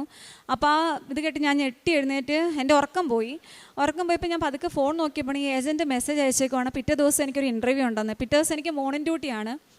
അത് ഞാൻ അതുവരെ കാഷ്വാലിറ്റി വർക്ക് ചെയ്തതുകൊണ്ട് ഞാൻ ഒരു 2 മാസമായുള്ളൂ VIP ഫ്ലോറിൽ വർക്ക് ചെയ്യാൻ തുടങ്ങിയിട്ട്. അപ്പോൾ അവിടുത്തെ ഇൻചാർജും എനിക്ക് പുതിയതാണ്. അപ്പം ചേച്ചിയോട് ഇങ്ങനെ പെട്ടെന്ന് ഇങ്ങനെ രാത്രിയിലൊക്കെ വിളിച്ച് ലീവ് ചോദിക്കുന്നതും അത്ര ഇതല്ല, പറ്റത്തുമില്ല. അതുപോലെ സ്റ്റാഫും ഇല്ല, ഒത്തിരി ബിസി ആയിട്ടുള്ള സ്ഥലമായിരുന്നു വർക്ക് ചെയ്യാൻ. നമുക്കങ്ങനെ പെട്ടെന്ന് ലീവ് ചോദിക്കാൻ പറ്റത്തില്ല. ഓൾറെഡി 2 ആഴ്ച മുന്നൊക്കെ ഓരോരുത്തർ ലീവ് പറഞ്ഞു വെക്കുന്നത്. അപ്പോൾ നമുക്ക് പെട്ടെന്ന് ചോദിക്കാൻ പറ്റത്തില്ല. അപ്പോൾ എന്ത് ചെയ്യുമെന്ന് എനിക്കൊരു ടെൻഷനായിരുന്നു. 11 മണിയായി രാത്രിയിൽ. 2 കൽപ്പിച്ച് ഞാൻ കിടന്നു. പിറ്റേ ദിവസം ഞാൻ ആദ്യമേ ഞങ്ങളുടെ ഹോസ്പിറ്റലിലെ ചാപ്പലിൽ പോയി മാതാവിൻ്റെ അടുക്ക് പറഞ്ഞു, മാതാവേ ഞാൻ ഇന്നോണക്ക് ചേച്ചിയോട് ചോദിക്കാൻ പോകണേ, എനിക്കൊരു ഹാഫ് ഡേ തരണേ, അല്ലെങ്കിൽ എനിക്ക് ഇൻ്റർവ്യൂ അറ്റൻഡ് ചെയ്യാൻ പറ്റത്തില്ല. അവരുടെ സൗദി ടൈമാണ്, ഓൺലൈനായിട്ടാണ് ഇൻ്റർവ്യൂ നടക്കുന്നത്. ഈ ഒരു ചാൻസ് കൂടെ പോയി കഴിഞ്ഞാൽ എനിക്ക് അറിയത്തില്ല, ഇനി മെഡിക്കൽ എക്സ്പയർ ആയിക്കഴിഞ്ഞാൽ ഞാൻ എങ്ങനെ എന്താകുമെന്ന് എനിക്ക് അറിയത്തില്ല. അപ്പോൾ ഞാൻ ഈ പറഞ്ഞ കണക്ക് മാതാവിൻ്റെ അടുക്കെ പോയി കരഞ്ഞ് പ്രാർത്ഥിച്ചു ചാപ്പലിൽ. എന്നിട്ട് ചേച്ചിയോട് പോയി ചോദിച്ചു. അപ്പോൾ ചേച്ചി പറഞ്ഞു സിസ്റ്ററിനോട് ചോദിക്കാൻ പറഞ്ഞു, മേട്ടനോട് ചോദിച്ചപ്പം മേട്ടൻ എന്നാ കാര്യമെന്ന് ചോദിച്ചു. ഞാൻ ഇത് തന്നെ പറഞ്ഞു, എനിക്കൊരു ഇൻ്റർവ്യൂ അറ്റൻഡ് ചെയ്യാനാ സിസ്റ്റർ എന്ന് പറഞ്ഞു. ഒന്നും ചോദിച്ചില്ല, സിസ്റ്റർ എനിക്കത് തന്നു. അങ്ങനെ ഞാൻ ഓടി ഹോസ്റ്റലിൽ ചെന്ന് ജസ്റ്റ് ഒന്ന് ഫ്രഷപ്പായി ഫുഡ് കഴിച്ചെന്ന് വരുത്തി. എനിക്കൊന്നും പ്രിപ്പയർ ചെയ്യാൻ സമയം കിട്ടില്ല. കാരണം ഞാൻ ഇൻ്റർവ്യൂ ഇതിനു മുമ്പ് ഒത്തിരി ഓഫർ ലെറ്റർ വരും. പക്ഷേ എൻ്റെ മെഡിക്കൽ കാരണം ഞാൻ അറ്റൻഡ് ചെയ്യുന്ന ഇൻ്റർവ്യൂ എല്ലാം എനിക്ക് കിട്ടുന്നുണ്ട്. പക്ഷേ എനിക്ക് മെഡിക്കലിൻ്റെ പ്രശ്നം കാരണം എനിക്ക് പറ്റുന്നുണ്ടായിരുന്നില്ല. കാരണം അവർ ഒരു ടൈം തരുമല്ലോ, അപ്പോൾ അതിനുള്ളിൽ മെഡിക്കൽ പാസ്സാത്തതുകൊണ്ട് ഓട്ടോമാറ്റിക്കലി ആ ഓഫർ ലെറ്റർ അങ്ങ് ഇതാകും, വിസ ഇതായിപ്പോവും. അങ്ങനെ എനിക്ക് തോന്നുന്നു ഞാൻ 3-ോ 4-മത്തെ ഓഫർ ലെറ്ററാണ്, 3 പ്രാവശ്യം ഓഫർ ലെറ്റർ വന്നതാണ് എനിക്ക്. അതാണ് ഈ മെഡിക്കലിൻ്റെ പേരിൽ പോയത്. പിന്നെ 4-മത്തെ ഒരു അറ്റൻഡാണിത്. അപ്പോൾ ഞാൻ മാതാവിനോട് കരഞ്ഞ് പ്രാർത്ഥിച്ചു. ചേച്ചിയോട് അങ്ങനെ ലീവ് കിട്ടി വന്നതിന് ശേഷം എനിക്കൊന്നും പ്രിപ്പയർ ചെയ്യാൻ സമയം കിട്ടിയില്ല. ഞാൻ ഫോണിൽ എന്തൊക്കെയോ അടിച്ചു. എനിക്കൊരു 1/2 മണിക്കൂർ എൻ്റെ കയ്യിൽ ഉണ്ടായിരുന്നു. എന്തൊക്കെയോ ഞാൻ ടൈപ്പ് ചെയ്തു. എനിക്ക് എന്തൊക്കെയോ ക്വസ്റ്റ്യൻ എൻ്റെ മനസ്സിൽ തോന്നിയത് ഞാൻ അടിച്ച് ഒരു 3-4 ക്വസ്റ്റ്യൻ മാത്രമേ ഞാൻ നോക്കിയുള്ളൂ. എനിക്ക് അതിനുള്ള സമയമുള്ളായിരുന്നു. എന്നിട്ട് ഞാൻ ഈ പറഞ്ഞതുപോലെ അറ്റൻഡ് ചെയ്തു. പക്ഷേ ആ കറക്റ്റ് എനിക്കറിയത്തില്ല. എൻ്റെ കയ്യിൽ കാശുരൂപം ഉണ്ടായിരുന്നു മാതാവിൻ്റെ. ഞാൻ തൈലം നെറ്റിയിൽ തേച്ചിട്ട്, നെറ്റിയിലല്ല ശരിക്കും ഞാൻ ഉച്ചിയിലാണ് തേക്കുന്നത്, എൻ്റെ ബുദ്ധി തെളിയണേന്ന് പ്രാർത്ഥിച്ചാണ് തേക്കുന്നത്. പിന്നെ ഇച്ചിരി ഉപ്പ് എടുത്ത് വായിലിട്ടു. കയ്യിൽ കാശുരൂപം മുറുക്കെ പിടിച്ചിട്ടാണ് ഞാൻ ഇൻ്റർവ്യൂ അറ്റൻഡ് ചെയ്തത്. എനിക്കറിയത്തില്ല, ഞാൻ 5 ക്വസ്റ്റ്യൻ പ്രിപ്പയർ ചെയ്തതിൽ 3 ക്വസ്റ്റ്യനാണ് എൻ്റെ ഇടയ്ക്ക് അവർ ചോദിച്ചത്. അത് തന്നെ എന്നെ മുഴുവൻ പറയാൻ അവർ സമ്മതിക്കുന്നില്ല. ഞാൻ ജസ്റ്റ് എന്നോട് ചോദിക്കുമ്പോഴേ ഞാൻ ജസ്റ്റ് പറഞ്ഞു തുടങ്ങുമ്പോഴേ അവർ ഓക്കെ നെക്സ്റ്റ് ക്വസ്റ്റ്യൻ എന്ന് പറഞ്ഞിട്ട് അത്ര ഇതായിട്ടാണ് അവർ 3 ക്വസ്റ്റ്യൻ, അത് ഞാൻ നോക്കിയ ക്വസ്റ്റ്യൻ മാത്രമാണ് അവർ എൻ്റെ ഇടയ്ക്ക് ചോദിച്ചത്. അതിനുശേഷം അവർ ഓഫർ ലെറ്റർ തരാമെന്ന് പറഞ്ഞു. 1 ആഴ്ചയായി 2 ആഴ്ചയായി അറിവൊന്നുമില്ല. പക്ഷെ എനിക്കൊരു കോൺഫിഡൻസ് ഉണ്ടായിരുന്നു ഞാൻ നല്ലതായിട്ട് അറ്റൻഡ് ചെയ്തിട്ടുണ്ടെന്ന്. അന്ന് ഞാനിവിടെ വന്നു, മാതാവിനോട് പ്രാർത്ഥിച്ചു. മാതാവേ, അവസാന ചാൻസാണ്, ഇത്ര ദിവസമായി മെഡിക്കൽ കഴിഞ്ഞിട്ട്. ഓരോ ദിവസം എന്ന് പറയുന്നത് എനിക്ക് അത്രയും ഇമ്പോർട്ടൻ്റ് ആയിരുന്നു. കാരണം എനിക്ക് മെഡിക്കൽ, ഇനി ഒരു മെഡിക്കൽ എടുക്കുക എന്നുള്ളത് എനിക്ക് ആലോചിക്കാൻ പോലും വയ്യാത്തൊരവസ്ഥയായിരുന്നു. അങ്ങനെ ഞാൻ ഇവിടെ വന്ന് ഞാൻ പോയി, മാതാവ് ഇന്ന് എനിക്കൊരു തീരുമാനം അറിയണം എന്ന് ഞാൻ പ്രാർത്ഥിച്ച് കറക്റ്റ് ഞാൻ ഇവിടുന്ന് അങ്ങോട്ട് ഇറങ്ങുകയും എൻ്റെ ഫോണിലേക്ക് ഓഫർ ലെറ്റർ വരുമായിരുന്നു. ഓഫർ ലെറ്റർ വന്നു. അങ്ങനെ എനിക്ക് ആ ജോലി കിട്ടി. അങ്ങനെ അത് റെഡിയായി. അങ്ങനെ ഞാൻ ഈ ഞായറാഴ്ച പോവുകയാണ്, സൗദിയിലേക്ക് പോവുകയാണ്. എല്ലാവരും എനിക്കെന്നെ പ്രാർത്ഥിക്കണം. അങ്ങനെ മാതാവ്, ഞാൻ അത്ര നാൾ ഉടമ്പടി വെച്ചപ്പോഴത്തെ മാതാവ് എൻ്റെ ജോലി ശരിയാക്കണേ മാത്രമാണ് പ്രാർത്ഥിച്ചുകൊണ്ട്. ലാസ്റ്റ് ഞാനത് വെക്കാതെ ഏറ്റവും ലാസ്റ്റ് നിനക്ക് ഇഷ്ടമുണ്ടെങ്കിൽ നടത്തി തരണമെന്നാണ് മാതാവിൻ്റെ അടുക്കെ പറഞ്ഞത്. അങ്ങനെ മാതാവിന് ഇഷ്ടമുണ്ടെന്ന് തോന്നുന്നു. അങ്ങനെ മാതാവ് എനിക്കത് അവസാനം നടത്തി തന്നു. പിന്നെ എനിക്ക് പറയാനുള്ളതെന്ന് വെച്ചാൽ, ഹസ്ബൻഡിൻ്റെ ഒരു ജോലിയുടെ കാര്യമായിരുന്നു. ഹസ്ബൻഡ് മെക്കാനിക്കൽ എഞ്ചിനീയർ പാസ്സായ ആളാണ്. പക്ഷെ അതിൻ്റേതായിട്ടുള്ള ജോലി ആയിരുന്നില്ല ആൾ ചെയ്യുന്നത്. ആ ജോലി അത്ര മെച്ചമുള്ളതും ആയിരുന്നില്ല. ഞങ്ങൾക്കും ഫാമിലിക്കും അത് അത്ര ഇഷ്ടമുള്ള ജോലി ആയിരുന്നില്ല. അതിനുശേഷം ഞാൻ പ്രാർത്ഥിച്ചു. ലാസ്റ്റ് ഉടമ്പടി പുതുക്കിയപ്പോൾ ഞാൻ മാതാവിനോട് പ്രാർത്ഥിച്ച, മാതാവേ, അദ്ദേഹത്തിന് ഉറച്ച് നിൽക്കാൻ പറ്റിയ മനസ്സിനിണങ്ങിയ ഒരു ജോലി കൊടുക്കണേന്നാണ്. അങ്ങനെ ഒരു ബേക്കറിയിൽ, CC ബേക്കേഴ്സ് എന്ന് പറയുന്ന അങ്കമാലിയിൽ ആൾ ഒരു അസിസ്റ്റൻറ്റ് മാനേജറായിട്ട് ഇപ്പോൾ കയറിയിരിക്കുകയാണ്. കുഴപ്പമൊന്നുമില്ലാതെ പോകുന്നു. പുള്ളി ഹാപ്പി ആയിട്ട് പോകുന്നു. അങ്ങനെ മാതാവ് അങ്ങനെ ഒരു അനുഗ്രഹം തന്നു, അനുഗ്രഹിച്ചു. പിന്നെ ഞാൻ ഈ ഹോസ്പിറ്റൽ ഫീൽഡിൽ വർക്ക് ചെയ്യുന്നതുകൊണ്ട് തന്നെ എനിക്ക് പൊതുവെ ഇമ്മ്യൂണിറ്റി കുറവായതുകൊണ്ടായിരിക്കാം, ഇച്ചിരി ഇൻഫെക്ഷനുള്ള പേഷ്യൻ്റ് വന്നു കഴിഞ്ഞാൽ ഉടനെ അവരൊന്ന് തുമ്മുകയോ ചുമക്കുകയോ ചെയ്താൽ മാസ്ക് വെച്ചാൽ പോലും എനിക്ക് എപ്പോഴും ടോൺസിലൈറ്റിസ് ആയിരുന്നു, തൊണ്ടവേദനയായിരുന്നു. എന്നിട്ട് എനിക്ക് ഫുഡ് പോലും ഇറക്കാൻ പറ്റാത്ത അവസ്ഥ. എല്ലാ മാസവും ഞാൻ ആൻറ്റിബയോട്ടിക് കഴിക്കേണ്ട ഒരു അവസ്ഥയായിരുന്നു. തല കുളിക്കാൻ പറ്റത്തില്ല. അങ്ങനെ ഭയങ്കര ഒരു ബുദ്ധിമുട്ടായിരുന്നു. അത് കഴിഞ്ഞാൽ പിന്നെ എനിക്ക് 2 ദിവസം പെടലിൽ നീരിറങ്ങുക, അങ്ങനെ എനിക്ക് മിണ്ടാൻ പോലും പറ്റാത്ത അവസ്ഥയായിരുന്നു. എപ്പോഴും ഈ ഉപ്പുവെള്ളം അതായിരുന്നു എൻ്റെ സ്ഥിരം. എല്ലാ ദിവസവും ഞാൻ ഉപ്പുവെള്ളം കൗക്കൊണ്ടിട്ട് കിടക്കേണ്ട ഒരു അവസ്ഥയായിരുന്നു. എന്നിട്ട് എനിക്ക് പറ്റാതെ ഞാൻ എല്ലാ മാസവും ആൻറ്റിബയോട്ടിക് എടുക്കാതെ എനിക്ക് മിണ്ടാൻ പറ്റത്തില്ല. അത് മോണിക്ക് എനിക്ക് ഉമ്മുനീര് പോലും ഇറക്കാൻ പറ്റത്തില്ല. എല്ലാ മാസവും ഇത് തന്നെയായിരുന്നു എൻ്റെ അവസ്ഥ. പക്ഷേ ഞാൻ ഉടമ്പടി എടുത്തതിന് ശേഷം ഞാൻ തന്നെ മറന്നുപോയി. ഇത് പോയ കാര്യം ഞാൻ തന്നെ മറന്നുപോയി. കുറേ നാൾ കഴിഞ്ഞപ്പോൾ ഞാൻ ഓർത്തത്, ഞാനിപ്പോൾ കുറേ നാളായല്ലോ ആൻറ്റിബയോട്ടിക് കഴിച്ചത്. എനിക്ക് മറ്റേ തണുത്തൊന്നും കഴിക്കാൻ പറ്റില്ല. ഞാനെല്ലാം ഇത് ചെയ്യുമായിരുന്നു. പക്ഷേ ഞാൻ ഓർക്കാതെ തന്നെ തണുത്ത ജ്യൂസും ഇതെല്ലാം കഴിച്ച് കഴിഞ്ഞപ്പോഴത്തേന് ഞാൻ ഓർത്തു, എനിക്ക് കുഴപ്പമൊന്നുമില്ലല്ലോ, കുറേ നാളായിട്ട് എനിക്കിത് ഇതുവരെ വന്നിട്ടില്ല. അതെന്നെ മാതാവ് പൂർണ്ണമായി മാറ്റിത്തന്നു. ഇതിപ്പോൾ കുറേ നാളായി. പിന്നെ ഞാൻ വെച്ചിരുന്ന ഒരു കാര്യം ഒരിക്കലും നടക്കത്തില്ല എന്നുള്ളൊരു കാര്യമായിരുന്നു, സ്വന്തമായിട്ടൊരു ഭവനം. കാരണം നാട്ടിൽ ജോലി ചെയ്യുന്നവർക്കറിയാം, നേഴ്സായിട്ട് വർക്ക് ചെയ്യുന്നവർക്കറിയാം, ഒന്നും തന്നെ അത്ര നമുക്ക് സേവ് ചെയ്യാൻ പറ്റത്തില്ല. അപ്പം ചുമ്മാ ഞാൻ എൻ്റെ മനസ്സിൽ തോന്നി, ഞാൻ തന്നെ അത് ചിരിച്ചു വെച്ചിട്ട്, മാതാവ് ഒരു ഭവനം എനിക്ക് സ്വന്തമായിട്ട് തരണേന്ന്. എന്നിട്ട് എനിക്ക് സത്യം പറഞ്ഞാൽ ഞാൻ വെച്ച്, മാതാവ് ഇതെന്നാ വിചാരിക്കും? കാരണം ഒരു രീതിയിലും ലോജിക്കില്ലാത്തൊരു കാര്യം ഞാൻ വെച്ചത്. കാരണം നമുക്ക് അപ്പം അങ്ങനെ ആലോചിക്കാനേ പറ്റത്തില്ല. അപ്പോൾ ഹസ്ബൻഡൊക്കെ 3 ആൺപിള്ളേരാണ്. ഞാൻ ഏറ്റവും ഇളയ ആളുടെ വൈഫാണ്. അപ്പം മൂത്ത ആൾ ദത്ത് നിൽക്കുവാണ്. ചേട്ടന് വീടൊക്കെ വെച്ചു, ചേട്ടൻ മാറിയേക്കുവാണ്. അപ്പോൾ രണ്ടാമത്തെ ആളും ഞങ്ങളുമാണ് വീട്ടിലുള്ളത്.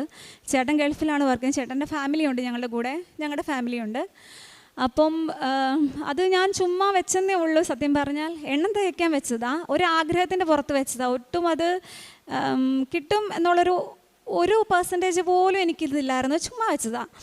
പക്ഷേ മാതാവ്, ഞാനത് മറന്നേ പോയി. പക്ഷെ മാതാവ് അത് മറന്നിട്ടില്ലായിരുന്നു. മാതാവ് അത് ഈ വെക്കേഷൻ വന്നപ്പോൾ ചേട്ടൻ ആരും തന്നെ അറിഞ്ഞില്ല, ഒട്ടും ഭയങ്കര സർപ്രൈസ് ആയിരുന്നു എല്ലാവർക്കും. ചേട്ടൻ ഒരു സ്ഥലം പോയി കാണുകയും ചേട്ടൻ പോയി സ്ഥലത്തിന് അഡ്വാൻസ് കൊടുത്തിട്ട് ചേട്ടൻ പോയി. ഈയിടെ അതിൻ്റെ പെരവാസ്തോലിയായിരുന്നു. ചേട്ടൻ മാറി താമസിച്ചു. അപ്പോൾ ഒരു ഭവനം തരണമെന്ന് പറഞ്ഞ ദൈവം ഞങ്ങൾക്കിപ്പോൾ ഒരു ഭവനവും കൂടെ തന്നിരിക്കുകയാണ്. ഒരിക്കലും മനുഷ്യന് സാധ്യമല്ലാത്തത്. കാരണം അതെനിക്ക് ഒരിക്കലും മാതാവ് എന്ത് നടത്തി തന്നാലും ഇതൊരിക്കലും നടക്കാൻ പോകുന്നില്ല എന്നുള്ളൊരു ഇതിലാണെന്ന് സത്യം പറഞ്ഞ് ഞാൻ വെച്ചത്. പക്ഷെ അത് എന്തെങ്കിലും മാതാവ് നടത്തി തരുമെന്നുണ്ടായിരുന്നു. പക്ഷെ ഒരിക്കലും ഇത്ര പെട്ടെന്ന് നടത്തി തരുമെന്ന് ഞാൻ വിചാരിച്ചില്ല. അങ്ങനെയും കൂടെ അനുഗ്രഹം മാതാവ് നടത്തി തന്നു. പിന്നെ എൻ്റെ അമ്മയ്ക്ക് യൂട്രസ് ഇറങ്ങി വരുന്ന ഒരിതുണ്ടായിരുന്നു. അതും ഈ സാമ്പത്തികം ഞാൻ പോകാനായിട്ട് ഇങ്ങനെ എല്ലാം നോക്കുന്നതുകൊണ്ടും അതിൻ്റെ പൈസയുടെ ബുദ്ധിമുട്ടൊക്കെ ആയതുകൊണ്ട് ആളിത് മിണ്ടാതെ വെച്ചുകൊണ്ടിരിക്കുമായിരുന്നു. ഇടയ്ക്ക് ഇങ്ങനെ പറഞ്ഞു ജസ്റ്റ് ഇറങ്ങി വരുന്നത് കുഴപ്പമില്ല. അപ്പം ഞാനും പറഞ്ഞു അമ്മച്ചി ഞാനെന്നാൽ പോയിട്ട് കിട്ടുന്ന സാലറിയിൽ നിന്ന് അങ്ങനെ നടത്താം എന്നാ പറഞ്ഞത്, അങ്ങനെ വിചാരിച്ചുകൊണ്ടായിരുന്നത്. പക്ഷേ ആൾക്കത് പെട്ടെന്ന് ഇച്ചിരി സിവിയറായിട്ട് വരികയും പുറത്തോട്ട് ഇങ്ങനെ തള്ളി വരികയൊക്കെ ചെയ്തപ്പോഴത്തേക്കിങ്ങനെ അർജൻറ്റായിട്ട് ചെയ്യേണ്ട വന്നു. പക്ഷേ ആ ഒരു സമയത്ത് തന്നെ എൻ്റെ ഫാദറിന് ഒരു ചിട്ടി അടിക്കുകയും അത് ഞാൻ ഉടമ്പടി വെച്ചിട്ടുണ്ടായിരുന്നു. അമ്മച്ചിക്ക് മീൻസ് ആ രോഗസൗഖ്യം നൽകണേ അല്ലെങ്കിൽ സർജറി ഒന്ന് എത്രയും പെട്ടെന്ന് നടത്താൻ എനിക്ക് പറ്റണേ എന്നുള്ള രീതിയിലായിരുന്നു. അത് ഞാൻ പോയാലേ പറ്റത്തുള്ളല്ലോ. അപ്പോൾ അതുകൊണ്ട് അങ്ങനെയായിരുന്നു ഞാൻ പറഞ്ഞത്. പക്ഷേ ഞാൻ പോകുന്നതിന് മുമ്പ് തന്നെ കഴിഞ്ഞ 18-ാം തീയതിയിൽ അമ്മച്ചിക്ക് സർജറി ചെയ്ത് ഇപ്പോൾ ആൾ സുഖമായിട്ട് റിക്കവറായി വരുന്നു, ഒരു കുഴപ്പമില്ലാതെ നിൽക്കുന്നു. ഞാൻ പോയിട്ട് 4-5 മാസത്തിന് ശേഷം ചെയ്യേണ്ട കാര്യം മാതാവ് ഞാൻ നിൽക്കുക ചെയ്ത് തന്നെ അതെനിക്ക് അമ്മച്ചിനെ നോക്കാനും പറ്റി. എല്ലാ രീതിയിലും സമാധാനത്തോടെയാണ് ഞാൻ പോകാൻ പോകുന്നത്. അമ്മച്ചി ഇപ്പോൾ ഓക്കെ ആയി, അത്യാവശ്യം ചെറിയ ജോലികളൊക്കെ ഇനിയും ചെയ്യാമെന്ന് പറഞ്ഞു ഡോക്ടർ. അപ്പം അങ്ങനെ നിൽക്കുന്നു.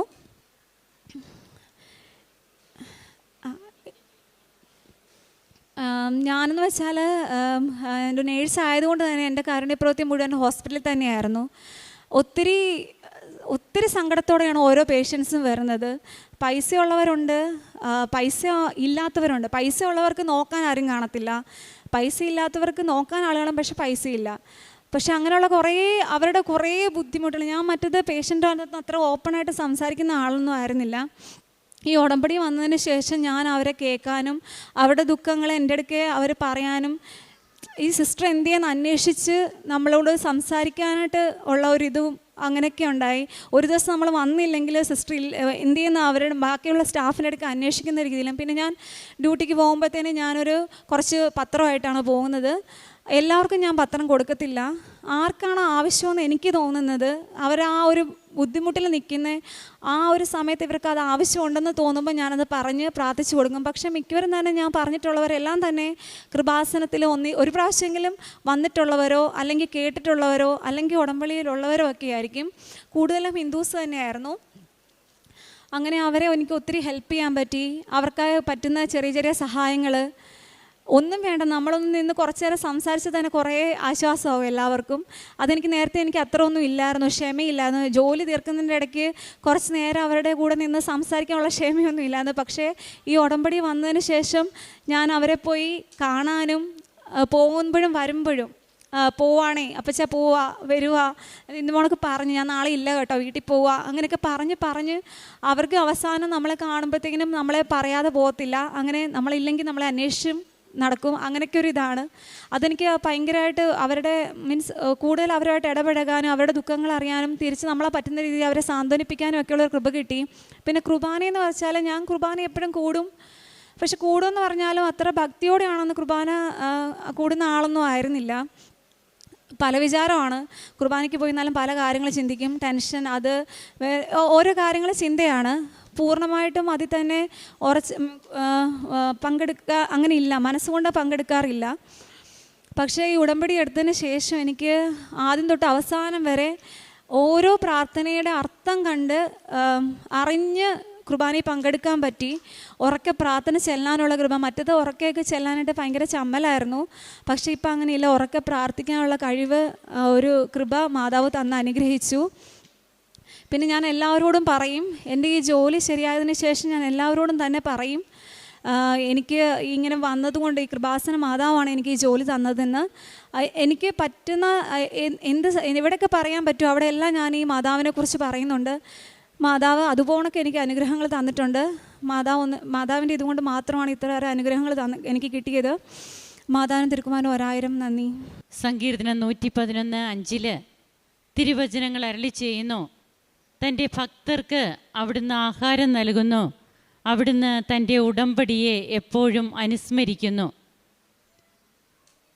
ഒരു ജോലിയൊക്കെ ഒരു വ്യക്തിക്ക് ലഭിക്കുമ്പോൾ തീർച്ചയായും നാം കേട്ട തിരുവചനം പോലെ നമ്മുടെ ഭൗതികമായിട്ടുള്ള സാഹചര്യങ്ങൾക്ക്, നമ്മുടെ വരുമാന മാർഗത്തിന്, നമ്മുടെ ആഹാരത്തിന്, അതിനൊക്കെയാണ് നമുക്ക് ജോലി ആവശ്യമായിട്ടുള്ളത്.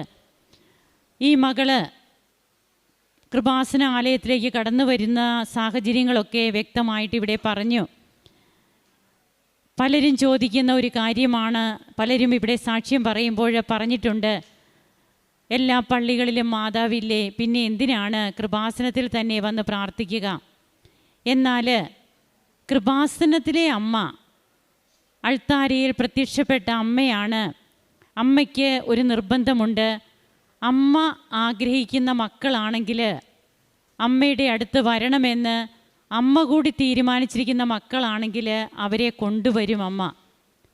പിന്നീട് നാം എത്രമാത്രം ആഗ്രഹിച്ചാലും എത്രയോ പേർക്ക് വരാൻ സാധിക്കാത്ത ഒരു സ്ഥലമാണിത്. പുളിങ്കുന്നിൽ നിന്ന് ഇങ്ങോട്ട് ഒത്തിരിയേറെ ദൂരമൊന്നുമില്ല. എന്നാലും കൃപാസനത്തെക്കുറിച്ച് അറിഞ്ഞതൊക്കെ ചിലപ്പോഴും മലപ്പുറത്തുനിന്ന് വന്നവർ ഇവിടെ വന്നു കഴിഞ്ഞിട്ടായിരിക്കാം ഈ മകൾ ഇവിടെ വന്നത്.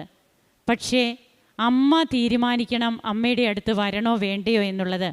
അങ്ങനെ അമ്മയുടെ അടുത്ത് വരികയും പല ദിവസം പ്രാർത്ഥിച്ചിട്ട് പോകുന്നു. പിന്നീടാണ് ഉടമ്പടി എടുക്കുന്നത്. ഉടമ്പടി എടുത്തതിന് ശേഷം തനിക്ക് ഓരോ കാര്യങ്ങൾ തൻ്റെ ജീവിതത്തിൽ നടക്കുന്നത്, തങ്ങൾക്ക് സ്വന്തമായിട്ടൊരു ഭവനം ലഭിക്കുവാൻ യാതൊരു ചാൻസുമില്ല. ആ ഒരു അവസരത്തിൽ അത് എഴുതി വെച്ചത് അമ്മയ്ക്ക് പോലും ഇഷ്ടപ്പെട്ട് കാണുമോ, അത് ലോജിക്കല്ല എന്നാണ് ഈ മകൾ പറയുക. അതുകൊണ്ട് തന്നെയാണ് നടക്കാത്ത കാര്യങ്ങൾ നാം എഴുതണമെന്ന് പറയുക. നമ്മുടെ യുക്തി കൊണ്ട്, ബുദ്ധി കൊണ്ട് നാം ചിന്തിക്കുമ്പോൾ പലപ്പോഴും നമുക്ക് നടക്കാൻ യാതൊരു ചാൻസുമില്ല. എന്നാൽ അമ്മ പറഞ്ഞാൽ ഈശോയ്ക്ക് നടത്താൻ പിന്നെ അതിന് വേറെ മാറ്റമൊന്നും വരില്ല. അതൊക്കെ തന്നെയല്ലേ കാനായിലെ കല്യാണത്തിലും നടന്നത്. അങ്ങനെ ഇവിടെ ഈ മക്കൾക്കൊരു ഭവനം ലഭിക്കുന്നു സ്വന്തമായിട്ട്. അതുപോലെ തനിക്ക് തൻ്റെ ജോലി 12 വർഷത്തോളം യാതൊരു ടച്ചുമില്ല സബ്ജക്റ്റുമായിട്ട്. നേഴ്സിംഗ് കഴിഞ്ഞ മകളാണ്, നേഴ്സായിട്ട് ജോലി ചെയ്യുന്നു. എന്നാൽ തനിക്ക് തൻ്റെ പഠിച്ച സബ്ജക്റ്റുമായിട്ട് യാതൊരു ടച്ചും ഇല്ലാത്തപ്പോഴും പ്രോമെട്രിക് എക്സാം എഴുതുന്നതിന് ഉടമ്പടി എടുത്തതിന് ശേഷമാണ് തനിക്ക് തോന്നുന്നതെന്നാണ് ഈ മകൾ പറയുക. പിന്നീട് അതിൻ്റെ ഓരോ വഴികൾ, അതുകൊണ്ടാണ് തിരുവചനത്തിൽ വീണ്ടും നാം കാണുന്നുണ്ട്, അങ്ങ് എന്നിൽ സംപ്രീതനാണെങ്കിൽ അങ്ങയുടെ വഴികൾ എനിക്ക് കാണിച്ചു തരണമേ എന്ന് മോശ കർത്താവിനോട് പ്രാർത്ഥിക്കുന്നുണ്ട്. ഈ മകള് പലപ്പോഴും തൻ്റെ നിയോഗമായിട്ട് ആദ്യം വന്നിരുന്ന കാര്യം തൻ്റെ ജോലിയാണെങ്കിൽ പിന്നീട് അതിന് നിനക്കിഷ്ടമുണ്ടെങ്കിൽ എന്ന് അതിനെ മാറ്റി, അങ്ങനെ മാറ്റുമ്പോൾ അമ്മ ഇഷ്ടപ്പെടുന്നു. അപ്പോൾ നമ്മുടെ ജീവിതത്തിലെ നിയോഗങ്ങളുടെ പ്രാധാന്യം എത്രമാത്രമാണ് നാം കൊടുത്തിരിക്കുക? അത് കർത്താവിൻ്റെ ഇഷ്ടത്തിന് വിട്ടുകൊടുക്കുന്നവരാകുമ്പോഴാണ് ദൈവത്തിന് സംപ്രീതമാകുന്ന രീതിയിൽ അത് മാറുന്നതെന്ന് എത്രയോ അനുഭവ സാക്ഷ്യങ്ങൾ നമ്മുടെ മുമ്പിൽ പങ്കുവയ്ക്കുമ്പോൾ നമുക്ക് തന്നെ ചിന്തിക്കാൻ സാധിക്കും. പിന്നീട് തൻ്റെ മെഡിക്കലിൻ്റെ ഓരോ ഘട്ടങ്ങൾ, അത് മാത്രമല്ല വന്ന വിസ ക്യാൻസലാകുന്നു, ഓഫർ ലെറ്റർ പോകുന്നു. എന്നാൽ പിന്നീട് അതെല്ലാം ക്ലിയർ ആവുകയും തനിക്ക് കിട്ടിയ രോഗസൗഖ്യം, അങ്ങനെ ഇന്ന് അമ്മ എത്രമാത്രം തന്നെ കരുതുന്നു, തൻ്റെ കുടുംബത്തെ കരുതുന്നു എന്ന് അനു ജേക്കബിന് പൂർണ്ണ ബോധ്യം വന്നു. വിശുദ്ധ കുർബാനയിലുള്ള പങ്കാളിത്തം അത് അമ്മ ഏറ്റവും ആഗ്രഹിക്കുന്ന ഒന്ന് തന്നെയാണ്. പരിശുദ്ധ കുർബാനയിൽ ഈശോയെ ആരാധിക്കുന്ന മക്കളാവുക, പരിശുദ്ധ കുർബാനയെ സ്നേഹിക്കുക. തീർച്ചയായും അമ്മ ഏറ്റവും ഇഷ്ടപ്പെടുന്ന ഒരു കാര്യം തന്നെയാണത്. അത് ഈ മകൾ പറഞ്ഞു, എനിക്ക് കുർബാനയിലെ പ്രാർത്ഥനകൾ അതൊക്കെ ഉറക്കെ പ്രാർത്ഥിക്കുക, ഇതൊക്കെ വളരെ നിസ്സാരമാണെന്ന് ചിലപ്പോൾ നമുക്ക് തോന്നും. എന്നാൽ നാം അലക്ഷ്യമായിട്ടാണോ നിൽക്കുന്നത്? അലക്ഷ്യമായിട്ട് നിൽക്കുന്ന ആ സാഹചര്യങ്ങളിൽ നിന്ന് ഇന്ന് കുർബാനയിലെ പ്രാർത്ഥനകളോട് താല്പര്യം തോന്നുക, ആ പ്രാർത്ഥനകൾ അർത്ഥപൂർണമായിട്ട് ഉരുവിടുക.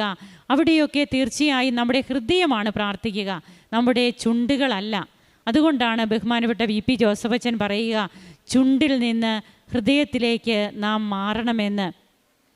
അങ്ങനെ അധരം കൊണ്ടുള്ള ഒരു പ്രാർത്ഥനയാകാതെ ഹൃദയം കൊണ്ട് ഈശോയെ സ്നേഹിക്കുവാനും പ്രാർത്ഥിക്കുവാനും ഈ മകൾക്ക് കഴിഞ്ഞു. തൻ്റെ രോഗികളെ ഏറ്റവും കൂടുതൽ സ്നേഹിക്കുവാൻ കഴിഞ്ഞു.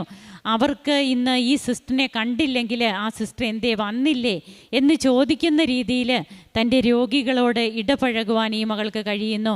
ഇതിനു മുൻപും ഈ മകൾ നേഴ്സ് തന്നെയാണ്.